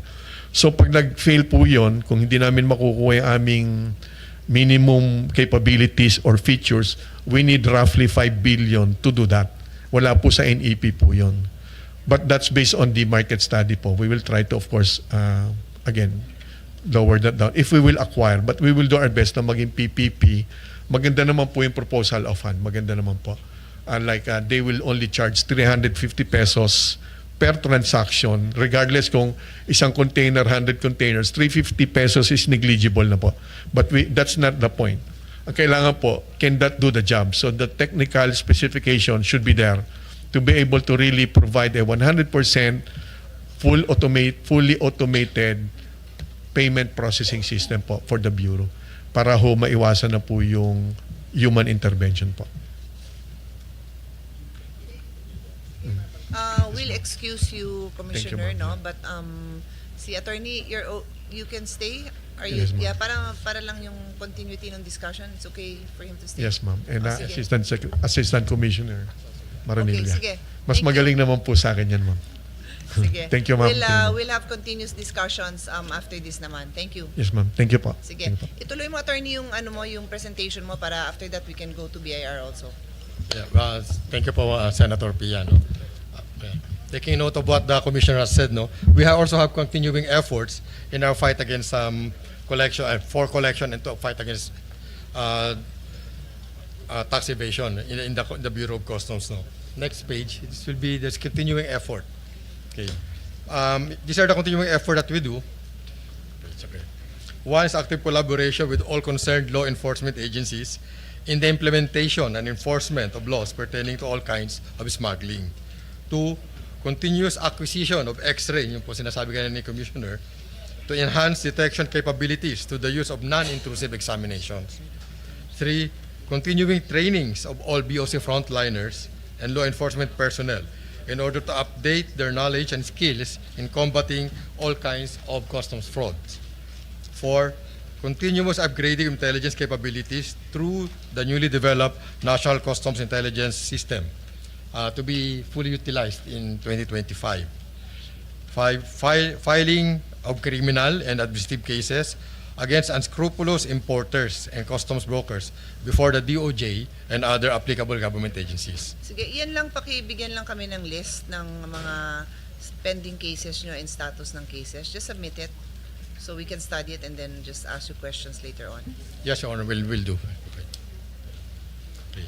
Number 6, foreign engagement with relative international organizations to form a global intelligence network that aims to enhance operational capabilities by providing members with timely and accurate intelligence support through its extensive network and database, thereby strengthening the effectiveness of intelligence and enforcement operations. And 7, conduct an interagency intelligence summit that aims to strengthen the collaboration of the BOC with the intelligence community and other law enforcement units. Okay. Next page, please. This is our new effort that we have already started. The issuance, the CMO 01-2025 on the creation of an ad interim service cyber intelligence section. Further strengthen the mandate of IG to regularly and consistently gather intelligence information, including customs fraud and other illegal trading acts that may be perpetrated through digital means. Okay. Next slide. The fuel marking program. Under the fuel marking program po, gasoline, diesel, and kerosene products are marked with a molecular marker to evidence payment of duties and taxes. Fuels are then randomly tested at retail stations or vessels to determine whether the fuel contains the required marker. If fuel is found unmarked or diluted, it is an indication that the product may have been smuggled or illegally distributed, leading to enforcement actions, such as seizures and imposition of penalties. Now, as of September 30, 2025, 107.72 billion liters of fuel were marked, which is equivalent to 1.22 trillion pesos duties and taxes collected since its implementation on September 4, 2019. For 2025 alone, 15.83 billion liters have been marked, equivalent to 185 billion 0.28 taxes collected. Okay. Next page. Yeah. Senator or Honor, ito po yung cases filed, the table cases filed that we filed with the DOJ by the BOC, no? For the period of January to September 30, 2025, the BOC has filed 58 criminal cases with the DOJ against a total of 157 individuals or importers, covering valued goods at 2.23 billion, with taxes and duties amounting to 2.58 billion. Okay.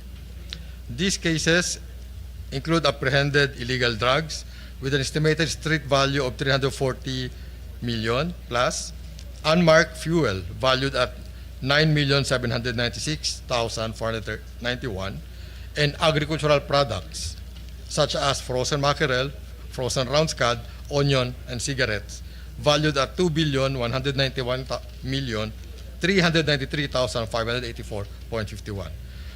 The duties and taxes here is higher than dutiable value because the computed duties and taxes includes excise tax. On the seas, 14,000. Siguro, no need naman to go through each one, no? We'll study it on our own. Often, I'm just gonna ask you A few quick questions na just looking at it. So obviously sa agricultural smuggling, you have 32 cases involving 121. So that's a lot. Maybe you can just break it down for me later kasi in the interest of time, let's not go deep dive into each one. Yes. Are there a few, like a handful of really big ones and then spread out dun sa ibang 100 plus yung iba? And then dun sa illegal drugs, I'm interested in more details in that only because I used to chair the Committee on Health and alam kong itong mga fake drugs medyo rampant din yan, and in as much as we want to increase the availability of reasonably priced medicines from abroad, kasi kailangan maingat din tayo. Sorry, do you mean illegal drugs as in fake pharmaceutical products or as in cocaine and the like? Illegal drugs like cocaine, marijuana. So medicine pala. Yes, Medicine yung isa. And then you only have one case. Okay. And then yung motor vehicle, ano yung one na yan? Yan ba yung kay Diskaya? Yeah. Hindi, iba pa Hindi yan. pa, iba pa, ma'am. So baka hindi This is yan just 1 updated million. kasi sabi dito, file na kayo ng case o hindi pa to nagre-reflect niyan? Yung sa Diskaya cases po kasi is still under investigation pa po. So wala pa dyan? Wala pa po rito. We haven't So filed. siguro sa next na report nyo, more than one na yan kasi I think we know that there's more out there. Yes po, ma'am. Okay. So yun lang. So let's not spend too much time on that. We can do follow-up questions. Any questions on this one, Chair? Sige, let's move on. Okay, thank you po. Okay, next page. These are the priority measures on tax reform that we have in the BOC. One is the CARM, so the Computer-Aided Risk Management System. While primary an administrative tool, it plays a vital supporting role in the implementation of tax reform. By using data analytics to identify high-risk taxpayers and improve audit targeting. The purpose of PICAG, of the PCA, is to ensure compliance, detection of fraud and revenue leakages by strengthening post-clearance audit process. So CARMS is a critical tool for achieving this goal. Okay, number 2, the issuance of regulations on cross-border e-commerce and implementation of cross-border e-commerce system. So guidelines for de minimis importation and e-commerce shipments were implemented through the issuance of CMO 4-2020. Okay. As part of agency's broader modernization and digitalization efforts to make customs processes more efficient and transparent. Number 3, utilization of other digital payment platforms. Tax reforms include improving payment system for a more efficient collection of revenues. In its aim to streamline and expedite clearance and sort and secure payment of lawful duties, taxes, and other charges, BOC continues to expand digital payment platforms. BOC ePay helps to issue orders of payment and access payment platform. This platform, which includes an ePay system and partnerships with banks and payment providers, allows stockholders to pay duties, taxes, and other fees online anytime 24/7. I think that would be all for the BOC. So for now, let's leave BOC and let's proceed to BIR. Commissioner Lumagi, you have the floor. Yes. Good morning. Good morning, Madam Chair. Good morning, Senator Win. For BIR, yung slides.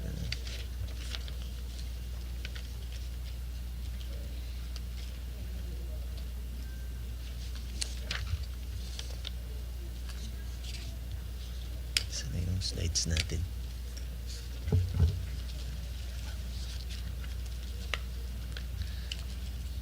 Wala pa yun. Yan. Okay.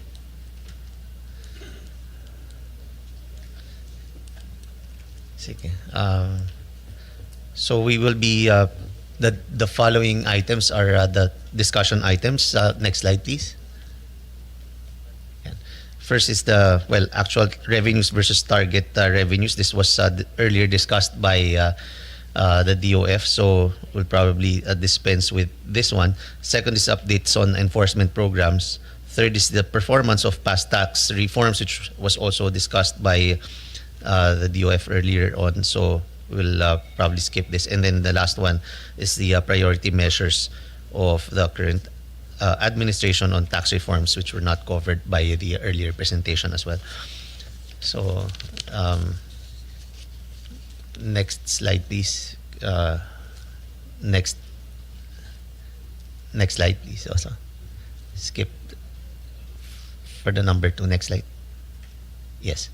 Okay. For updates on our enforcement programs, we launched the run after fake transactions, and the update on that was we partnered with Ateneo in developing a system to detect fraud using the use of ghost receipts.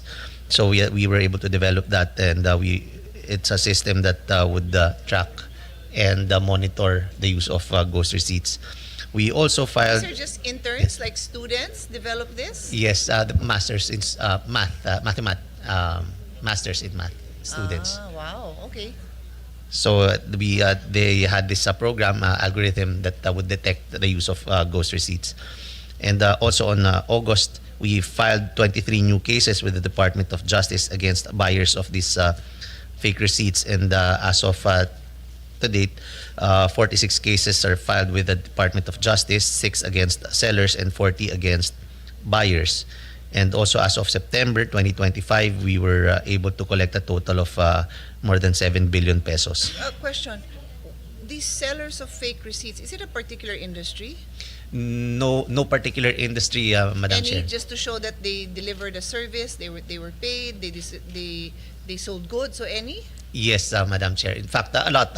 Actually, almost all industries are covered. So they cater to all industries. If you need the invoice, then you can buy invoices from them.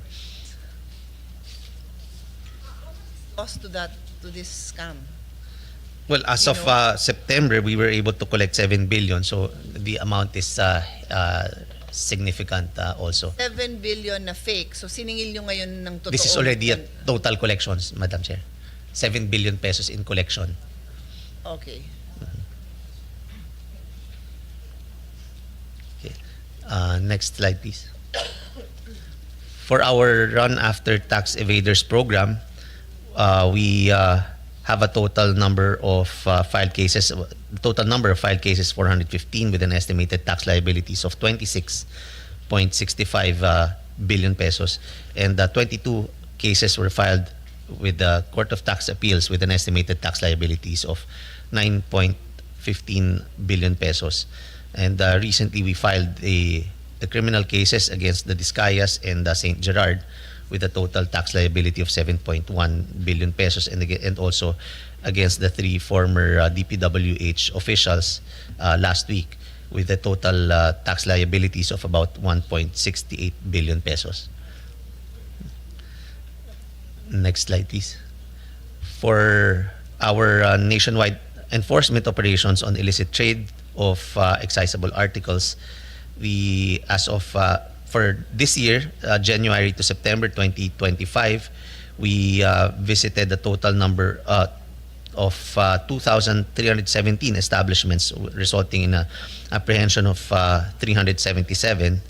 Among these is 740 2,000 cigarette packs and also 267,000 ml of vapor products, with total estimated tax liabilities of about 156.7 million pesos. We also filed 75 tax evasion cases against these vape retailers or sellers with a total tax liability of about 711.3 million pesos. These seized articles are now in our warehouses and subject for destruction. Okay, before you move on, this is my favorite topic. We will stay here for one day. Good job, no, on this. I just wanted to add, no, when I so there are two venues for these retail establishments. Obviously, in a mall, and then in side streets, you know, in all the barangays, they have all these. I'm curious, itong mga kaso nyo, would this be with big sellers that literally position, they can afford to be in a mall? Or are these like those small standalone shops dun sa mga barangay? Lahat po, ano, actually, we started with the establishments na may mga fixed pwesto. So and these would be those with different branches? Yes, Madam Chair. So would you say most of your cases involve companies that have multiple branches or not necessarily rin? Not necessarily rin po. Okay. But we started with warehouses, yung mga importers. So talagang yan po yung naging concentration namin, yung mga malalaking warehouses. And then eventually, we moved towards the retailers because hindi mapatigil itong mga nagdadala. So the mindset that we had was if there are no resellers, then may hirapan din sila and they probably be forced to go legitimate if there will be no resellers. So we hit on all the retailers. So we did a nationwide enforcement starting I think last year. We did that nationwide. So yan po yung mga talagang mga establishments, and then eventually as we moved along with the enforcement activities, dyan na po natin na-discover yung iba't ibang ginagawa po nila. So meron na dyan yung mga mobile na tindahan na rin, imbis na naglalagay ng mga tindahan yung medyo mga carts, tapos minsan sa gabi lang nandyan tapos nawawala na. So minonitor din po namin yan. Me to know, because given that this is a how do I classify this, not a dangerous substance but harmful product, we could regulate that. We could ban mobile sales of this, because as you know, in some countries, sin products, whether it's alcohol or tobacco, they have to even be in separate establishments. Tapos ngayon may mobile na tayo. Iba talaga yung mga Pilipino. Ngayon lang ako nakarinig na may mobile na ganyan. Opo, may dumarating po kunyari sa mga bars, sa area ng maraming bars, merong mag-station doon for the night, and then mawawala na in the morning. So nahuli rin po natin yon. And then maybe if I may just recommend, and if you have, then please just do a little bit more. Can you come up with visual communications, both online and inside sa mga barangay, na susulat nyong hinuhuli po at kinukulong ang mga nagbebenta ng hindi rehistradong mga vape products, so that matakot din sila. Kasi and I feel like a big part of your success will really be working with LGUs. Because the LGUs have so much on their plate, but if they know na this is a priority, government is losing money, people's health are being harmed, of course they'll cooperate, no? So can I just encourage you to do more coordination with the LGUs? Like, I'd like to drive through a barangay or bike through a barangay and see these posters sana na, and coordinate with DOH. Like, harmful na nga yan, tapos kung hindi pa rehistrado, lalo pang baka makasakit pa sa inyo yan. we'll do that, Madam Chair. Yung mga siniseize nyo ba, is this coordinated with DTI and FDA? Only because in a separate hearing, which, as I've said, this is my obsession, so I follow this closely. We are not testing the products, no? DTI only tests the gadget. What do you call it? The device. But the formula, that's not your job na, that's them. But I mean, since you're already doing what you're doing, if you can coordinate and give it to FDA, kasi sadly the law was not passed in a manner that I felt it should be. It was not written, it was not passed in the manner it should be. So the jurisdiction is not with FDA, but they can on their own test it if we tell them, test nyo na rin so that we know what's out there. Because what was it in the US? They banned 55,000 flavors because it was harmful. 55,000 flavors. And here we haven't even tested any. The last update I had is pinapadala sa China. Of all countries pa, sa China pa pinadala. So anyway, that's beyond you, but I'm just asking you to, let's have interagency cooperation. Okay? Yes, so I'm Madam good. Chair. I'm good. I'll stay calm and we can move on. Okay.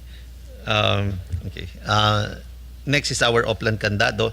We're able, as of September 2025, we were able to collect 343 million and temporarily closed 22 establishments nationwide. Next slide, please. Habang Yes. nag-iikot na rin kayo, sumbong nyo na rin, kahit, di ba, let's use technology, text nyo lang sa FDA. Kasi I would see signs of these vape establishments, and I actually sent it to the mayor. It said like something like, healthy vape. Healthy vape. I'm like, there's no such thing. But that's the name of the shop. So, nandun na rin naman yung mga, inspectors mo, mga pagka ganon, padala mo rin sa akin. Ako mismo magpapasara. We'll do that, Madam Chair.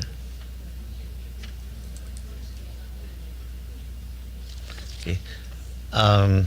Next is one of our programs is to broaden the tax base. The number of registered taxpayers has increased by 5.38%, or about 301,000, bringing the total number of business registered taxpayers to 5,903,784. We also visited 311,874 business establishments, resulting in collection of penalties of about 152.9 million pesos. Okay, next slide, please. Performance of tax. Again, this was discussed. Sorry. Can you go back to that slide? So when you say you visited 311,000 in business establishments, this is where you on-site determine what kind of violations do you look at here such that you are able to collect penalties amounting to this much? I'm just curious. We check registration. So proper registration, proper which there have to registration. be, diba, it has to be displayed. Yes, Tama ba? Madam Chair. So registration, and then the books of accounts, if they have invoices, the different tax Kasi some types. wala talaga. Yes, Madam Chair. Okay. So, But do these tend to be the SMSEs? Not really.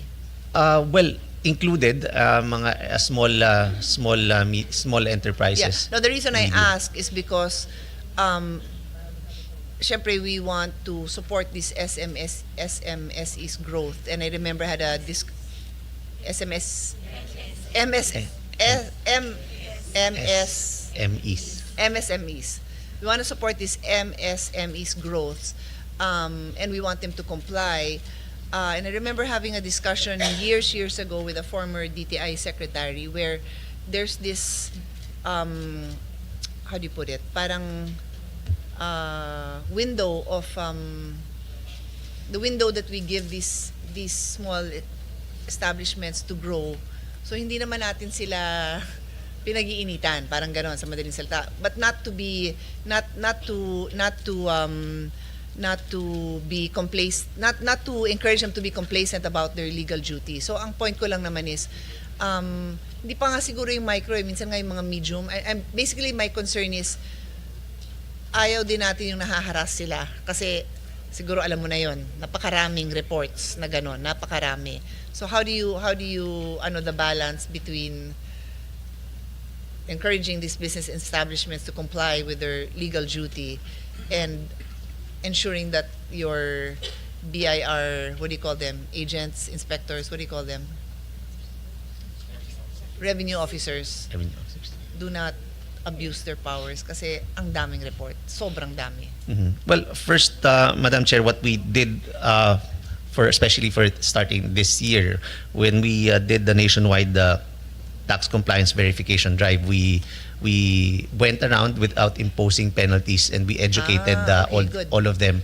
Okay. So that was the program, because it's really more on taxpayer awareness and information drive. Okay. So that when That's we good. saw violations, That's good. then we just pointed out these violations and informed them that they had to correct them.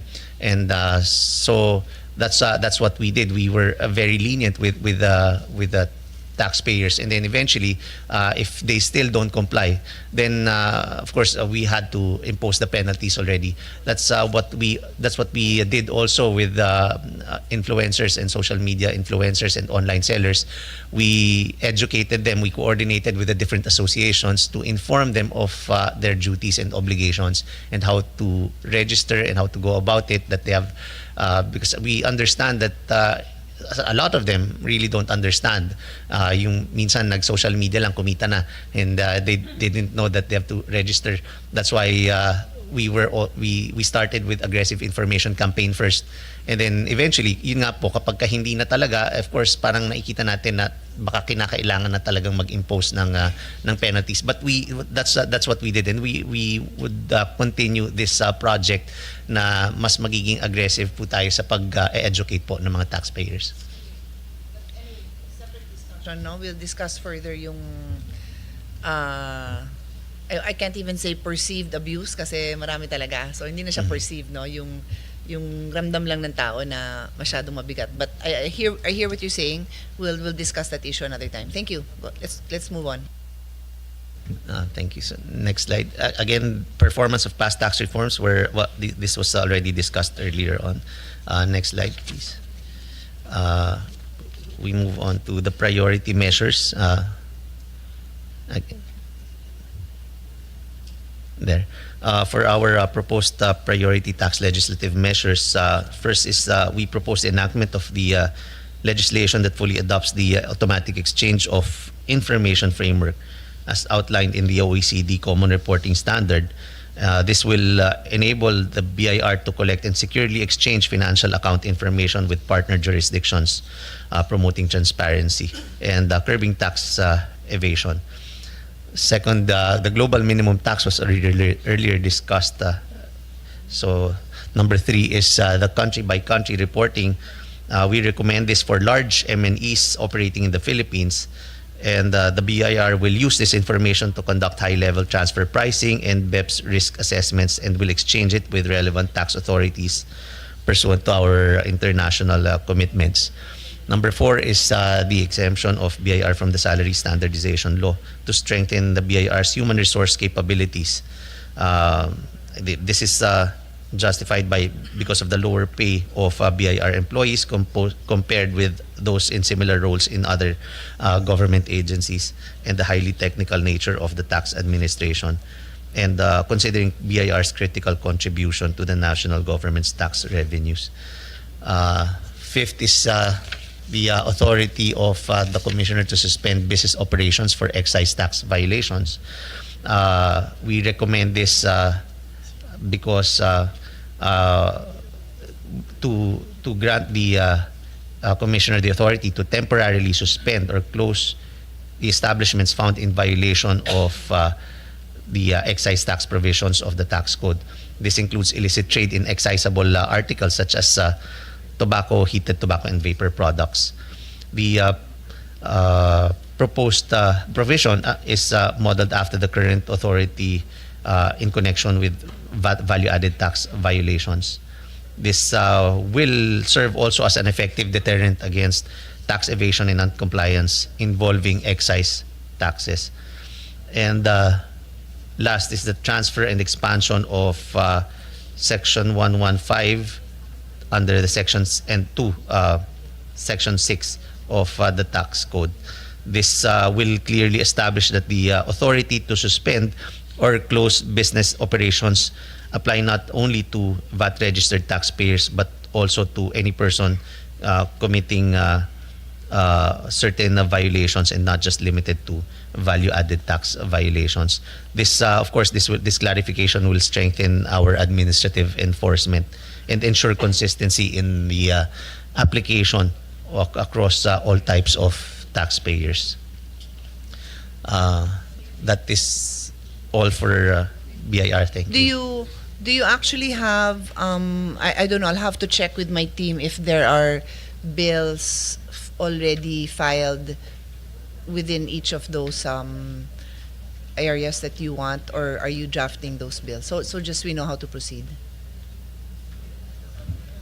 Madam Chair, Yes. for the automatic exchange of information that was part of the Passive Income Financial Intermediary Taxation Act, which was filed previous Congress, may automatic exchange of information doon. For the country-by-country report, it will be included in the domestic top-up tax. It's actually a prerequisite so that you can implement the domestic top-up tax law. Okay. Okay. For the others, such as All the bills and what the status is for each year drafting.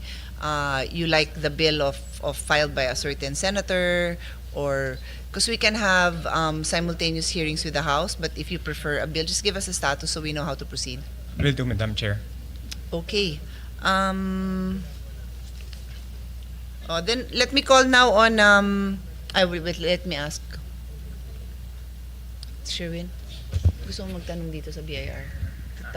You can. Yeah, sige. Yeah. Please proceed. balikan ko lang yung issue, ito very close to the heart of our chairperson also, yung illicit trade on cigarettes. Sorry. CR sana ako eh, napaupo tuloy ako ulit. Sorry ma'am. Ito napag-usapan na, and in fact we conducted 3 hearings last time on illicit trade on cigarettes, and si Yuse Carlo was also there. We estimated from 2019 to 2024, ang nawala sa atin because of illicit trade is about 210 billion. Now, we also projected if the current rate of illicit trade will still continue in our country, from 2025 to 2028, we will stand to lose about 240 billion. Estimate to so we're very open to drill down on the numbers.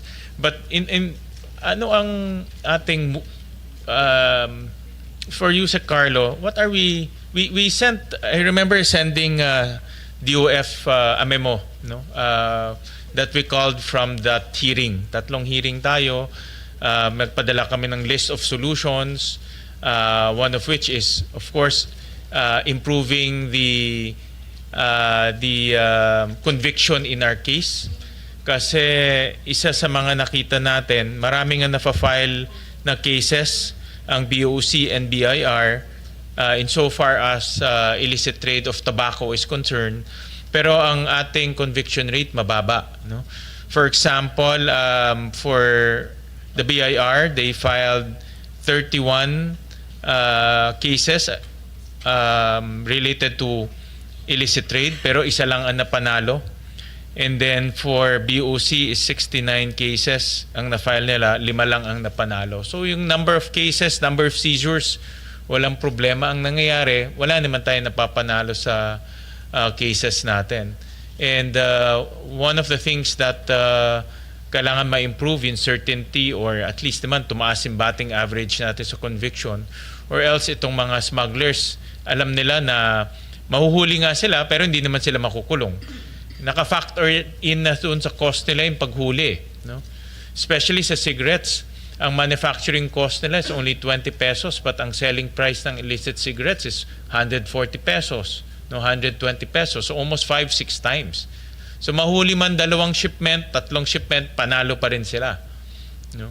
So, and this is actually for me the biggest threat in our revenue generation activity, yung excise tax on tobacco, Madam Chairperson, because ang nakikita natin ngayon, bumababa yung collection natin on excise tax on tobacco, pero tumataas naman yung smoking prevalence sa mga constituents natin, especially sa mga bata, no? So double whammy tayo, bumababa yung collection, tumataas yung smoking prevalence natin. And ito yung ginagamit ngayon ng mga tobacco companies as a reason to lower down our sin tax rates, no? Which I think is not the solution, because the solution is to convict, no? To put people in jail. So may I ask the And BIR? before you answer lang, and I'll DOF. just add, over my dead body, nabababa yung sin tax, okay? So para clear tayong lahat dyan. Thank you. Go ahead, please answer candidly. Sinasabi ko lang yung position ko. So, kasi yan ang nagiging reason, Madam Chair, diba? So that's why You're just stating a fact. Correct, You are correct. stating a fact. Yeah, so that's why we need to approach this with different mechanisms, especially aggressive mechanisms. I did just read a news article that quoted Commissioner Lumagi about this, na nag-improve ang inyong collection because of your efforts. But anyway, you're here, so I don't have to rely on that news report. You can respond on your own. Yes, Madam Chair. Well, just as an update, I think the figures presented previously is not updated. The collections specifically for cigarettes actually increased from 2024 to 2025 because of our aggressive enforcement activities. The collections from cigarettes, excise tax collection in the year 2024 was about 83.8 billion pesos. And for That's the same period, January to September of 2024 compared with January to September of 2025. Now we have 103.3 billion pesos. So that's an increase of about more than or of about 20 billion pesos in collection. And actually, even the removals, there's an increase for January to September of 2024 and 2025 from 1.3 billion packs of cigarettes to more than 1.5 packs of cigarettes. I think also because I think the surveys that say that smoking incidents increase, I think there should be clarification on what this actually means, as I've been saying, because I can't remember which study. I saw a study that the smoking of cigarettes actually decreased, but the smoking incidents increased. So that means that when we talk about smoking, the survey should be clarified on, because I think there was already a clarification with respect to the definition of smoking. This includes vapor products. So when we talk about smoking, the smoking of cigarettes actually, I think, went down, but the total number of smokers, including vape products, increased. So that's where the difference lies. But with respect to excise tax performance on cigarettes, we've actually improved our collections. Let me just add to this discussion, no? This is very important. During those hearings that Senator Sherwin very patiently conducted, he's known for his long and numerous hearings. Very detailed, and that goes on record forever.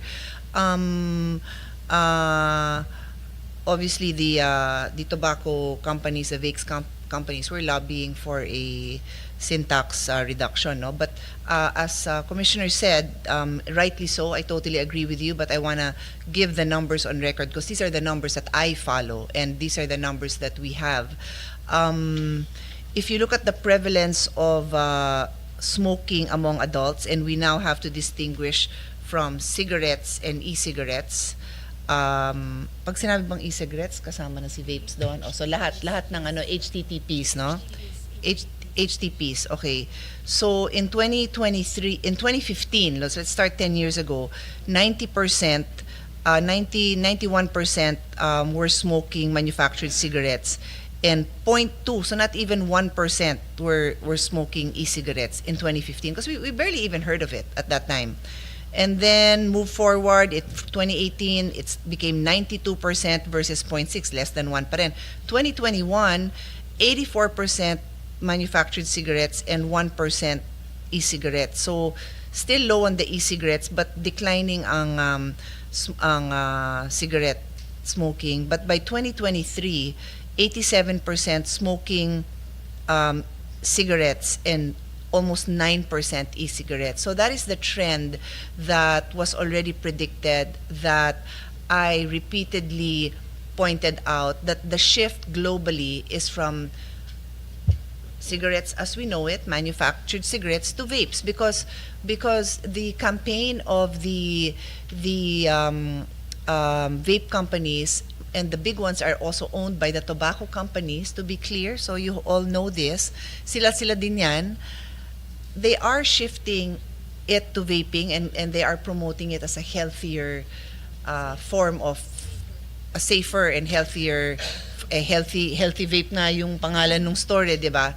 A safer, and it's not true. But anyway, I won't go there. My point is, wag na tayong magulat, kasi yan nga yung campaign nila na mag-shift. So when they now cry, when they come to us and cry and say na, oh, down na ang cigarettes, down ang cigarette smoking, yes, you should expect na bababa din yung collection nyo, which hindi naman bumaba now for this year, no? Bababa, if we are successful, and I have always emphasized, when we impose, and I was the chairman when we imposed the vape tax, not the cigarette tax, the last one, but the previous one, I was a co-sponsor of that measure. when we impose these sin taxes, we do want the consumption to go down. So, but this is a monologue that I always have with the health advocates. So now I get to say it in front of the finance people, and it is expected. We are successful if the cigarette consumption goes down. So then we have to be creative on how to bring more revenues for government, diba? But that is the goal. Hindi natin pwedeng sabihin na, it's down, we're not doing our job. No, that was the job. That we have a successful campaign which includes sin tax so that the consumption of regular cigarettes go down. And supposedly, the consumption of e-cigarettes should also go down if we are successful on the health aspect. Because that is the goal. Hindi naman natin gustong na from addicts, from cigarette addicts, we now have vape and heated tobacco product addicts. We don't want that. Of course, in terms of collection, nakakatulong sa atin yun, but that should not be the goal. So, I'll just wrap this up by pointing out adolescents because they are the most vulnerable. Yung kanina na sinabi kong figures, those were adults. For the adolescents, in 2015, almost similar to the adults, 88.4% ang cigarette smoking and then less than 1% yung e-cigarettes. I'll just jump to 2023. 65% na lang ang nagsusmoke ng cigarettes, which is still terrible. These are adolescents, okay? Adolescents. And e-cigarette jumped to 39%. So, one last point, because I am always happy to share my thoughts with non-health advocates kasi I'm preaching to the choir pag kami-kami lang. In London, when I was there to study sin tax in Geneva in WHO, and then I went to London, they did not hesitate to advocate for the use of HTPs and vapes because the smoking prevalence in the youth was basically zero. They had already come to a situation where yung mga kabataan hindi na naninigarilyo. So, kaya nila pinayagan na ma-promote yung use of vapes kasi this will help daw the adults who are addicted to cigarette smoking to stop. O, hanapin niyo kung ano nangyari ngayon. Yung nangyari ngayon, yung sinabi din ng ibang health advocates, na ngayon, meron na silang generation of kids addicted to vape. Natigil na nila yung generation na wag manigarilyo, puro vape naman ngayon. So, that is what happened when they took that approach na, sige nga, tingnan natin kung magiging cessation device to. Anyway, I need you to understand that because if it affects your collection, then let's be creative and I'm happy to work with you on that. I'm happy your collection is good, but it may dip in the way that when you had your hearings, it was down, and now your efforts are generating a good ano for you. So, yun lang ang monologue ko for now. Mr. Chairman, I'm happy to hear na tumaas yung revenue kasi yun yung when we conducted that hearing, I think late last year. No? Yeah, late last year. So the trend was going down. So I'm happy to hear that with enforcement and also with, I guess, aggressive enforcement, nag-reverse yung trend. One of the things rin, Madam Chair, that we need to plug yung difference between the heated tobacco products and nicotine salt. No, I think that is also based on our analysis, that's also one of the reasons kung bakit maraming mga bata o new smokers na galing sa bata kasi mas mura yung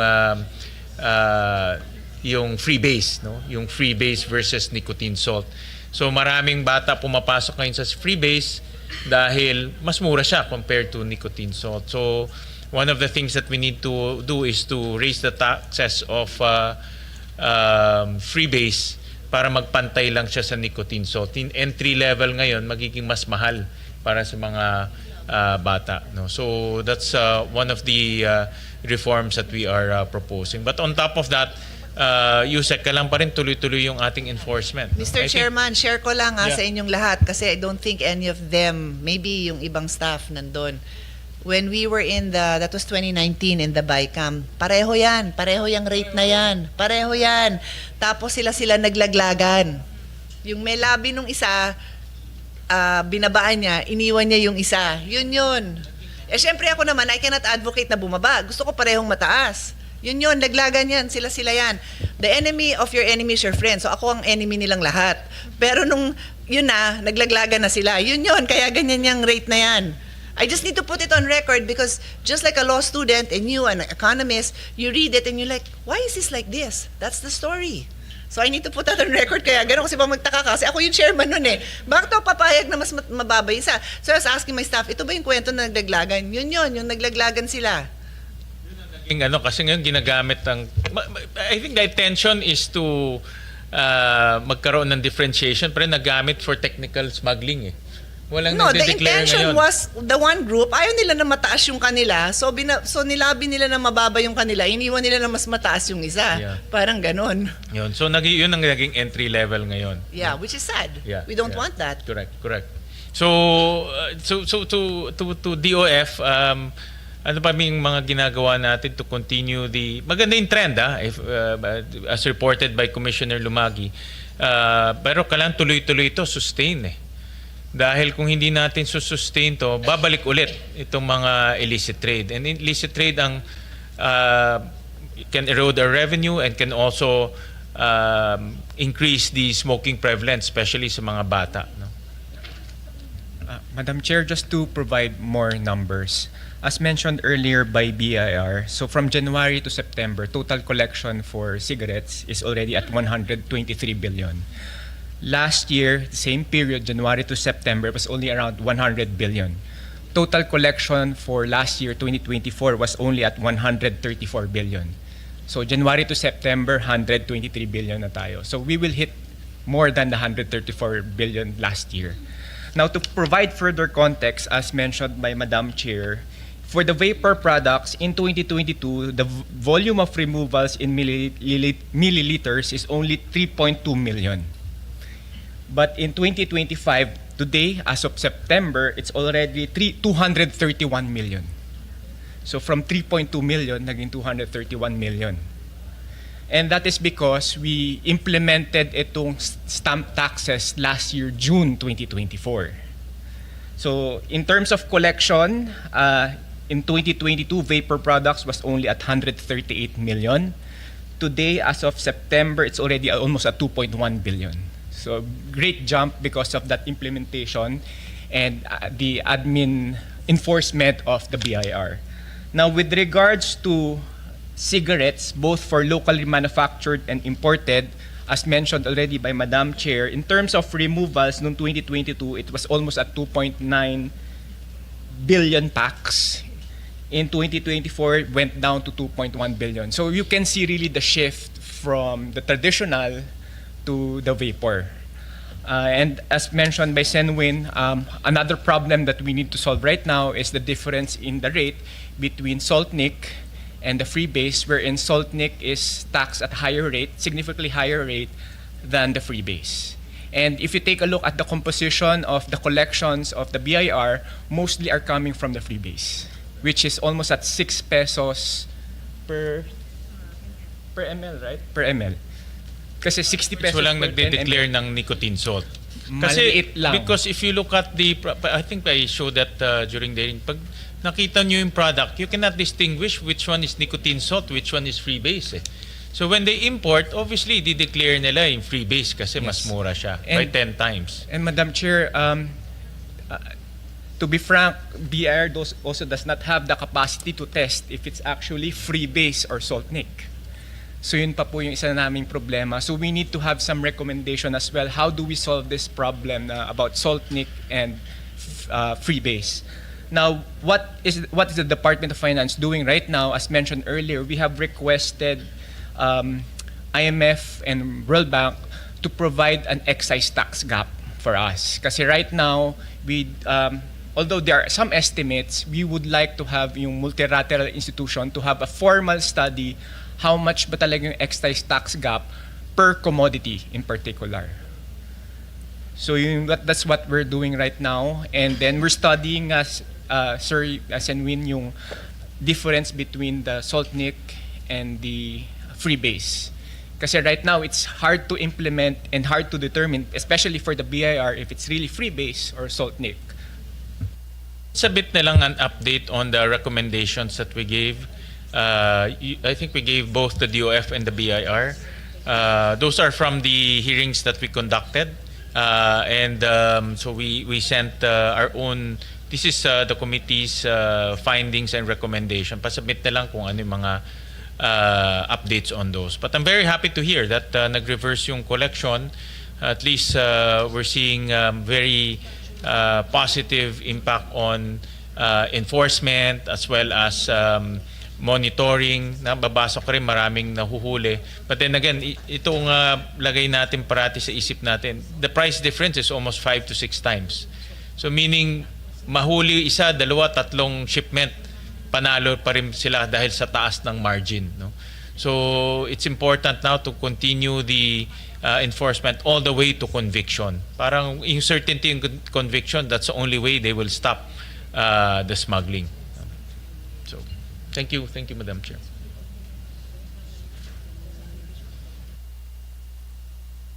Yes, Senwin will provide an update. We'll submit.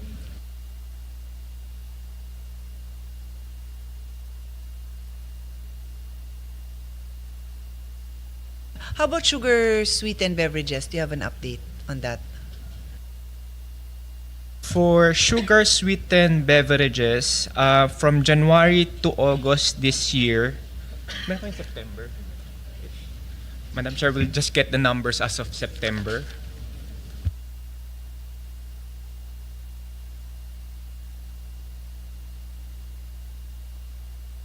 For sweetened, for SSBs, from January to September this year, total collection is at 27.6 billion. Compare that to last year, same period as until September 2024, it's at 28.7 billion. So there's a slight decline in the collection of sweetened sugar beverages. Are there any discussions that you're having with the Nutrition Council or DOH on other taxing other unhealthy products? Just out of curiosity. Madam Chair, I think it was mentioned in the budget hearing of the DOH in the lower house that one of their priority measure are the SSB and I think junk food, if I'm not mistaken, junk food tax was salty food.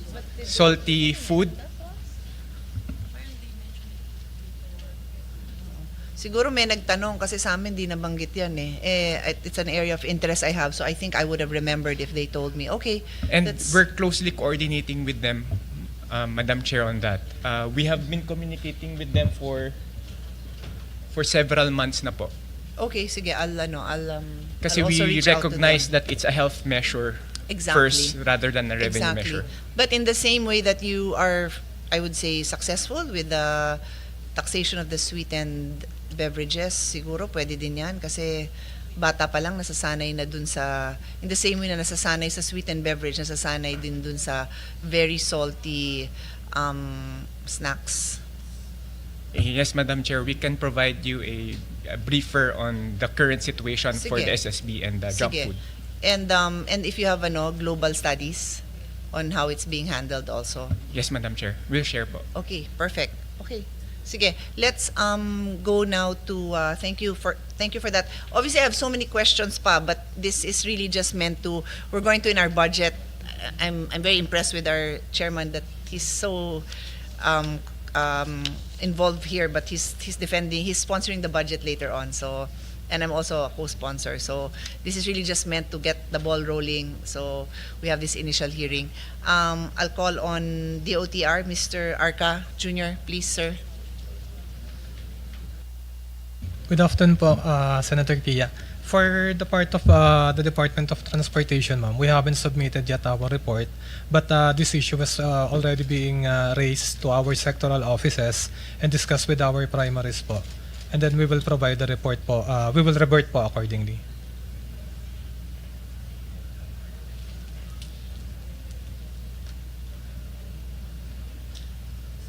Report. None for our part po. Ha? None po, ma'am. Bakit naman ganun? Ba't wala kayo i-report? We have, I have right now, ma'am po, the thing that I have is for the report of our revenue based on our BP 100 lang po. Sige, go ahead. Yes, ma'am. I have the 2024 figures. I kind of misunderstood. What did you mean by this issue something? So what issue by? We're just, whatever you have. Yes, ma'am. Yeah, I don't know if there's some Ma'am, miscommunication. the reports, I thought we were expected to provide the same reports provided. But I only have right now, ma'am, the revenue report for the Department of Transportation Central Office. Yung ni-request namin is data on your revenue-generating programs such as licensing and permits, and any input you can give us to ensure registration is tied to compliance with customs and tax requirements. Sorry po, Senator Pia. For that concern po, may I ask your permission po to refer the concern to our colleague from the LTO? Okay. Attorney po. Okay, sure. Yes, ma'am.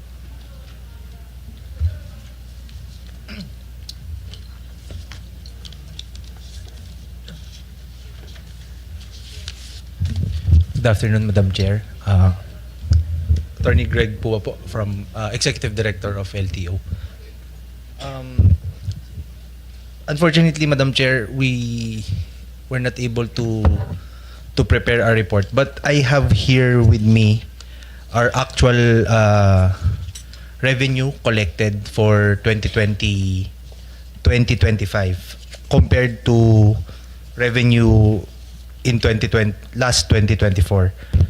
So our target revenue for 2025, Madam Chair, submitted to the DBM is 34,295,415,000 pesos. As of October 31, Madam Chair, we were able to collect 28,265,639,743 pesos. We are short of 18% of our target revenue, Madam Chair. Our challenge for us now is for November, for the remaining month of the year, November and December, there's no registration because ang registration po natin hanggang October lang siya, zero. So yes, 28. well, we're trying to, meron po mga unregistered huli, and then new vehicles. Ang in-expect po natin because of December, magi-increase yung new vehicles. In fact, data shows na January to September 2024 versus January to September 2025, nag-increase po ng 20% ang bagong sasakyan.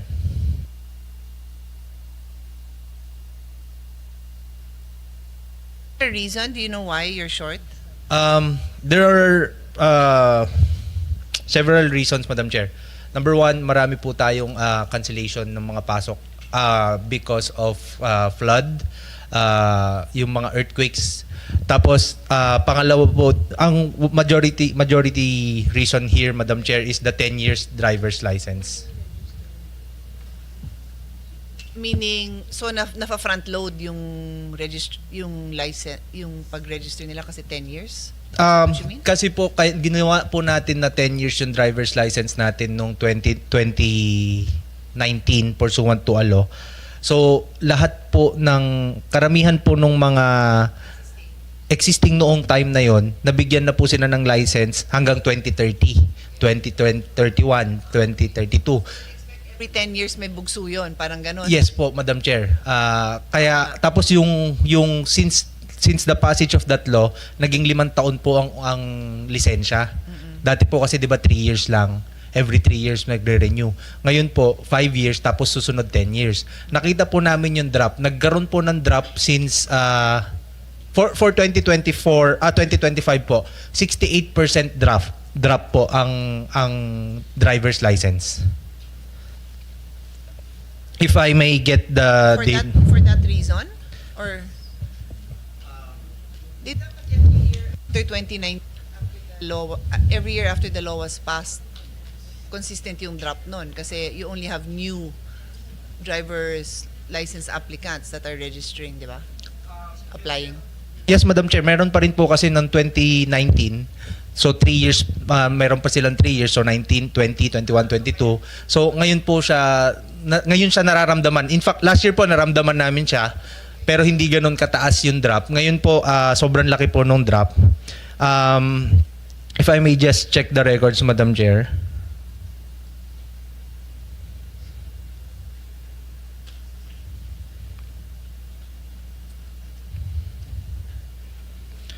For January to September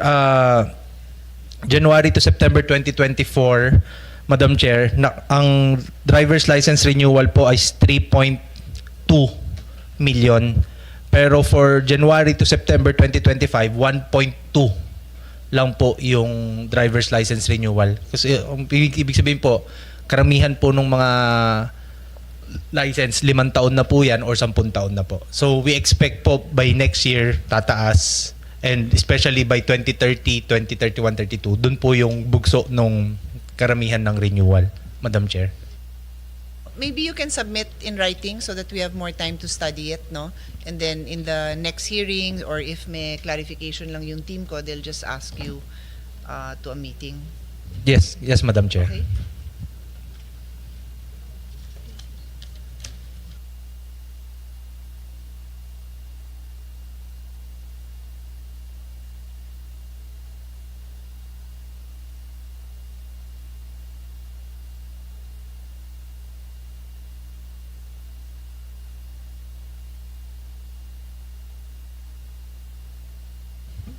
Next, I'll call on National Tax Research Center isa lang ba to? Okay. Under National Tax Research Center, under yan, di ba? The Fiscal Incentives Review Board. Attorney Mark Lester Aure. Good morning, Madam. Good afternoon, Madam Chair. So, the NTRC po is the Secretariat of the FIRB. Okay. Madam Chair, as of July 2025, the investment capitals approved with tax incentives amounted to 1.7 trillion. So this includes the applications under CREATE Act and CREATE More. While the total committed employment is 266,895.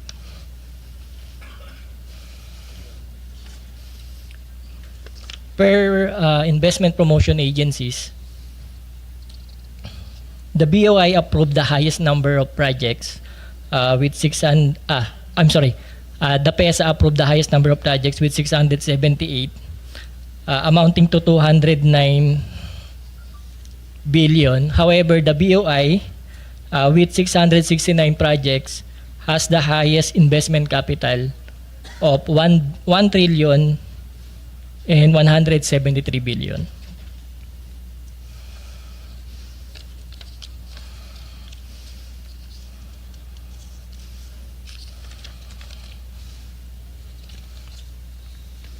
For the market orientation, Madam Chair,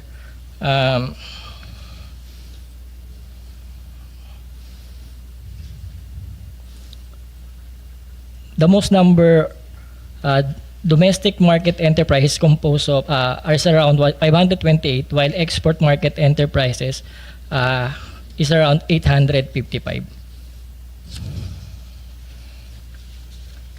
And for the remaining supplemental guidelines, Madam Chair, I would like to report that we are finalizing the enhanced deduction guidelines. This will be the guidelines of the registered business enterprise availing of the enhanced deductions, and we are also in the finalizing stage of the joint memorandum order to implement the RBE local tax.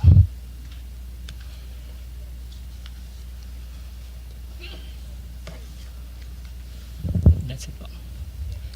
Can you give us something in writing, no, so we can digest the information you're giving us? Yeah. But I guess I might just have one or two questions.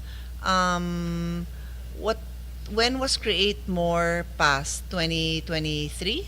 2024, November 2024. So like a year. Yes. So what impact has it made? Since the passage of the Create More Act, The FIRB already approved 3 projects with a total investment capital of 192 billion. And last What's the profile of these projects? I mean, you don't have to tell me which one you can, but you don't have to. But I mean, are they the ones that are at the highest level? Or yes, Madam Chair. One is a local manufacturer of a beverage. Okay. Another one is a PPP. And the one is endorsed for approval of the President. It is a for presidential approval. It has a committed investment capital of 50.65 billion. Okay.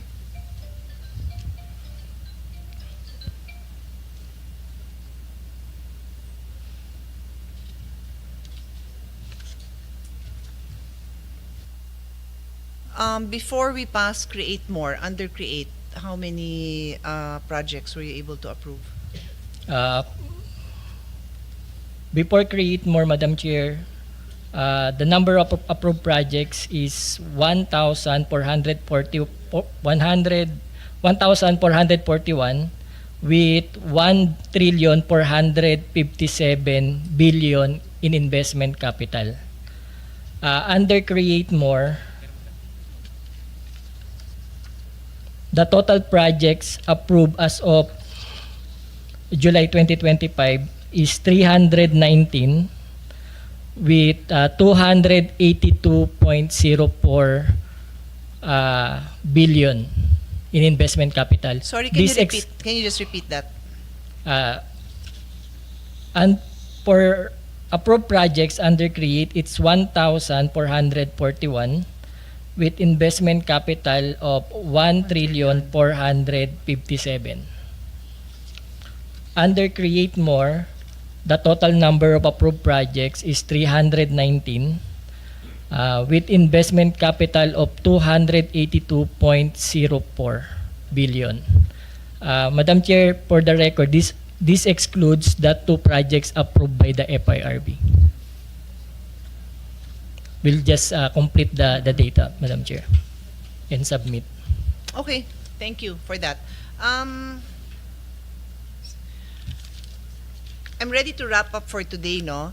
But I just want to post a few things more for DOF.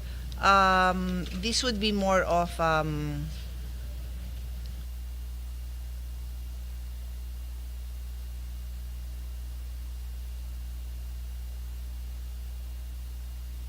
obviously your job is generating revenue, no? But we also have exemptions when they're worthy. And I want to ask you if you have discussed, that's why I remember one of my first questions to you, Yusek Carlo, earlier was, do you have any studies that show how the benefit of the, what was that issue that I asked? The kung may study siya on the reduced, what was that topic? Cost benefit, but what was the product? On the EVs. Yeah, EVs. On the EVs, no? So for this, so very similarly, all over the world, there's now a surging interest in health and wellness as the lifestyle of young adults, which is great, because instead of indulging in sin products or in lifestyles that could be potentially not necessarily good for them. It's very good to socialize, but if this involves a lot of heavy drinking, a lot of alcohol, a lot of smoking, then obviously it's not good for their health. But there's a big surge now in parties being non-alcoholic, more in other countries. Dito I haven't seen it so much, but in other countries, non-alcoholic beverages. Then they're partying in the afternoon and ending earlier so that they can no meron talaga, papadala ko sa'yo in ka na they end like at 9 p.m. so that they can sleep early and run early in the morning. And even now there's a surge in bigger interest, resurgence in running all over.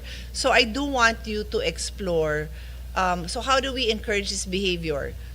One way you encourage behavior encourage, discourage is through the power of taxation. Alam na natin yan.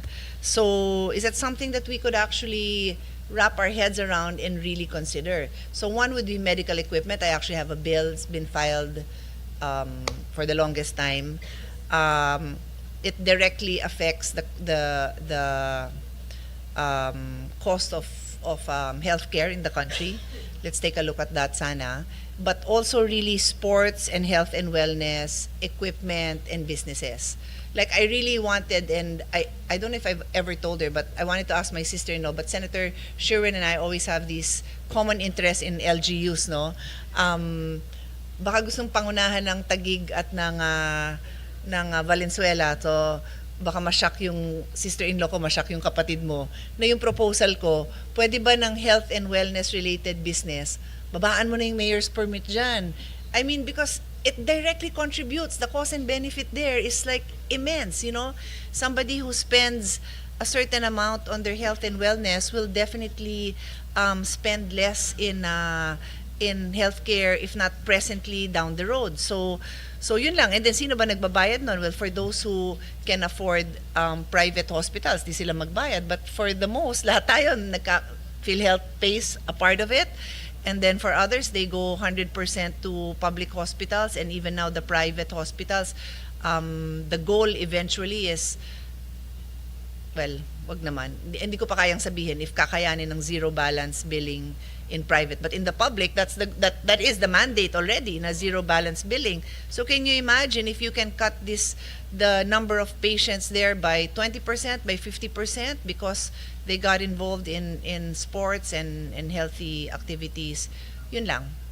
I don't even know kasi if the income that the revenue that they generate for you is that significant. You know, so like how many gyms are there? They're not thousands. Mas marami pang vape shop kesa sa gym. That's for sure.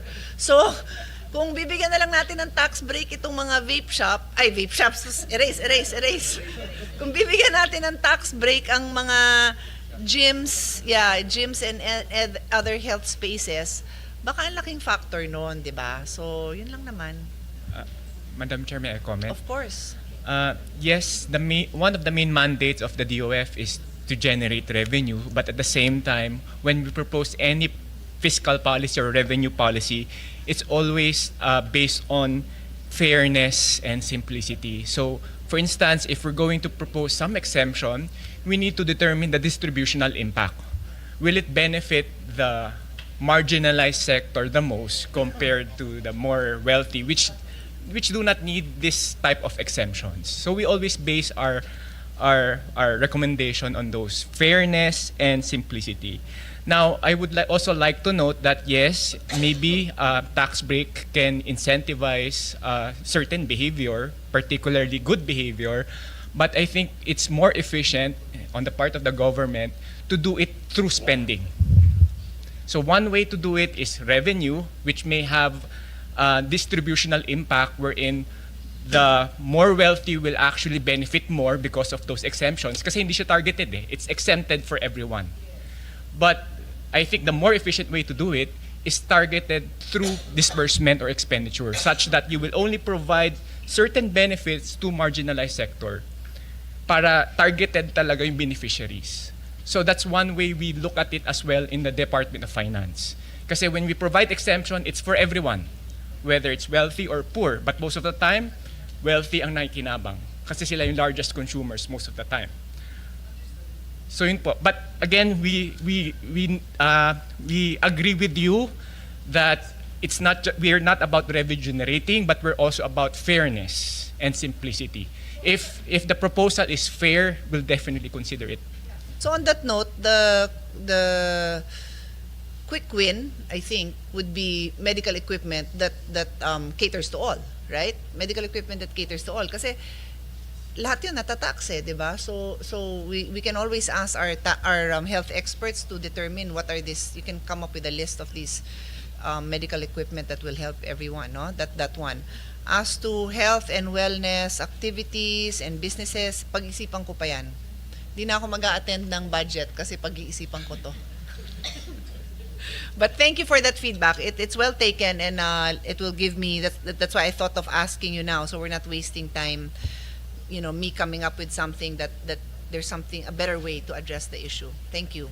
So unless somebody is dying to say more, we can end this hearing. Of course, Chairman. Yeah, I'm gonna wrap up, but just giving everybody a last chance to say something. Just a last note, Madam Chair, and pag-usapan namin to kahapon, Madam Chair, in our meeting, and some of the senators may concern Commissioner Lumagi doon sa letter of authority.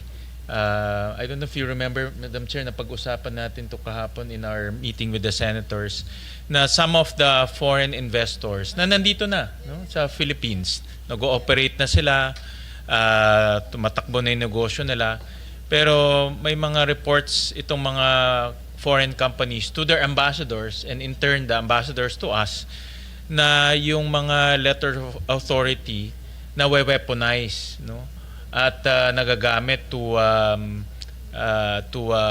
pressure or even harass some of the existing investors, no. So hindi ko naman linalahat, and I know we have to balance also the regulatory powers of government as well as the interests of our taxpayers, pero may mga ganyan na reports na umaabot sa amin, sa mga senators, through the different ambassadors, na itong letter of authority ay nagagamit para to harass or even to coerce some of our investors here in the Philippines. And yan naman ang aking isa sa mga madalas sinasabi, na itong mga investors natin na sa Pilipinas na dapat maalagaan natin, Yusek Carlo, kasi nandito na sila, no? And if we want to attract other foreign investors to come to the Philippines, dapat yung mga existing sa atin, maganda yung experience nila. Dahil sila yung magiging ambassadors natin sa pag-i-invite ng other foreign investors. Pero kung ang lalabas sa kanila ay nahaharas kami, napapahirapan kami, red tape, etc. Again, di ko linalahat, ito lang yung umaabot sa amin. Then, yung mga papasok pa lang dito, hindi na magiging maganda yung impression natin. So, I just want to bring this to the table, Commissioner Lumagi. I know that mahigpit ka sa mga tao mo. Alam ko that you are enforcing discipline, but meron pa rin mga ganitong mga balita na umaabot dito sa amin. So I just want to put that on the table for you to take a look and to remind our colleagues in the BIR na may mga ganito pa rin umaabot sa amin. Mr. Chair, Madam Chair, for that, actually, marami rin po tayong ginawang mechanism para malaman po natin yan. So, in fact, a lot of those concerns, personally, I handled. And to be honest, nakita po natin na talagang walang harassment na nangyari po. In fairness sa BIR, nagiging strict kasi when we serve letters of authority, together with the letter of authority sa checklist of requirements, ang nangyayari po kasi hindi sila nagsasubmit ng mga documents. That's why we will have a table assessment based on what we know, based on what we can see. And since they did not submit documents at first instance, kaya po nagiging ganyan ang assessment. So, based dun sa mga nagreklamo, and nakausap ko po talaga personally, pinatawag po natin yan, hinarap po natin ano ang nangyari, then eventually they realized. In fact, there was also one ambassador who approached me in one event, informed me of, they said that may sinabi na rin po na bloated assessment. When I asked him, did you ask the taxpayer, the company, if they submitted documents together with the LOA, LOA? He readily replied that hindi pa nagsasubmit ng documents. So, yan po yung nagiging explanation po niya. Ang nakakalungkot lang paminsan ay kinakategorize agad na harassment, when in fact, all that they have to do is submit their documents in support of their position na kasi lahat po naman nung mga nagreklamo na yun naayos dahil nga eventually they realized that we really have to look at all of these documents, especially meron pang isang taxpayer po dyan na nag-allot lang siya ng expenses sa sa buong expenses for the Philippines, pero hindi nila binigay yung what were actually spent here in the Philippines. So ibig sabihin nun, ang laki ng nilagay nilang kunyari pero hindi naman daw totoo. It's just for internal control. Pero nasa global financial statements po nila yung figure na yun. So ibig sabihin nun, kailangan natin malaman kung dito ba sa Pilipinas ginastos yun o hindi, because of their obligation to withhold taxes if the suppliers are companies or based here in the Philippines. Pero hindi po nila ginawa At nung na-explain naman na hindi, kailangan nyo lang ipakita because you yourself admitted that you allocated these expenses to the Philippine operations. Pero kayo nagsasabi na ngayon na hindi pala totoong sa Pilipinas ginastos yan.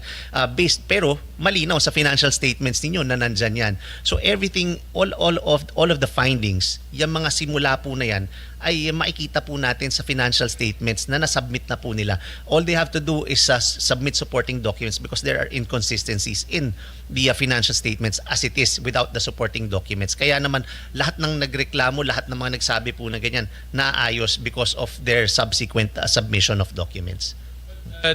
Commissioner, I admire that you handle this personally, lalo na yung mga foreign companies, no? Kasi tayo mga Pinoy sanay na tayo sa mga ganyan eh. No, pero yung mga foreign companies iba no, pag may ganitong dumadating sa kanila, iba yung kanilang siyempre hindi naman sila taga dito, wala naman silang mga kaibigan or connections, so iba, no. And I admire that you handled this personally. Wala akong detalye ngayon, no. I cannot drill down and pinpoint which company or ano, kasi ito lang yung actually in our conversation lang among ourselves. And tama-tama nga, si Chairperson Pia merong ganitong hearing. So I just want to put that on the table para makita nyo rin. Kung meron mang ganyan, then i-address natin. Kung wala naman, I think we just have to intensify the information campaign, maybe with the foreign chambers. Itong mga foreign chambers, very active naman sila at organized. Baka intensify nyo na rin yung inyong information campaign sa kanila para alam nila kung anong gagawin at meron silang direct link sa iyo mismo and to your agency. So, thank you, Madam Chair. And then dagdag ko din kasi in our discussion, all of us also chimed in that it's also a concern of the Filipinos, 'di ba? Iba din yung alaga natin dito sa foreigners kasi they can always leave. Yung mga Pilipino naman, they're stuck with us. So we just want to give them a safer, a fairer playing field kasi they're the backbone of our economy, 'di ba? So let's just do more efforts on that. But maybe we can just have not necessarily a hearing, just a dialogue tayo where we can share actual examples after the budget. Because that was also the request of some of the groups that my staff met with na more dialogues lang sana. Yun literally ang hiningi. And they specifically mentioned na this particular group had dialogues na with customs and they'd like to have dialogues then with you. Banggitin ko na lang sa'yo mamaya kung sino yung grupo na yon. So I'm sure may iba pa. Okay, so Commissioner, any added words? Okay, and like I said, no, this is just the beginning, so at least we got the ball rolling. Just to summarize a couple of things, on the issue of illicit trade, clearly the improved revenue collection of the BIR from cigarettes and vapor products demonstrate that illicit trade can be effectively addressed through proper enforcement and efficient tax administration. So thank you for the work that you've done.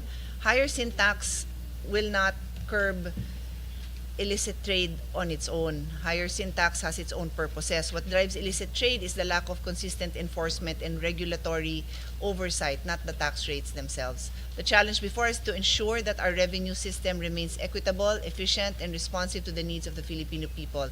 Sadly, though, we are in a situation where as we try to help people understand that this is where your tax money goes, schools. We both had chaired the Committee on Education. I still chair the budget of the health, DOH, PhilHealth. We want them to see that, we want them to feel that, but when they hear all these stories about graft and corruption, sadly, sino pa bang hindi mabibwisit? Sino pa bang hindi malilungkot? Sino pa bang gaganahan to pay their tax? Even for many of those sitting here, we are all public employees. We're also paying our taxes. Nakakawalang gana if you know that another agency, not the agency we belong to, but another institution, there are people there. And hindi natin nilalahat kasi we know that there are good people everywhere, but in certain agencies, and I'm sure the heads of these agencies also know na merong mga kailangan na tanggalin na dun sa mga agency nyo. Meron talagang, sabi nga ni Commissioner kanina, ano yung word na ginamit niya? Sindikato. may sindikato talaga. Or tinanong mo ba kung may sindikato at kinonfirm niya? Kinonfirm niya na may sindikato talaga. So, you know, we do this, we take time to look into these issues, and we hope that we're able to give the support needed to the leadership na ma-solve nila yung mga problema na ito. We talked about many things. I think I need a few more documents and written report from some of the resource persons here so that we can dive deep. And then the request for legislation, just give us the list and the status of each. What else? Yeah, I think that's it for now. So before I suspend this hearing, as in the previous Congress, the Committee on Ways and Means will simply adopt the pertinent provisions of Rule 10 and 11 of the Rules of the Senate, as well as Resolution Number 5, or the Rules of Procedure governing inquiries in aid of legislation, as the rules of the Committee on Ways and Means, subject to any advisory to be issued regarding the use of electronic signatures. Thank you, Senator Sherwin, for joining me this afternoon, and thank you everyone for being present today.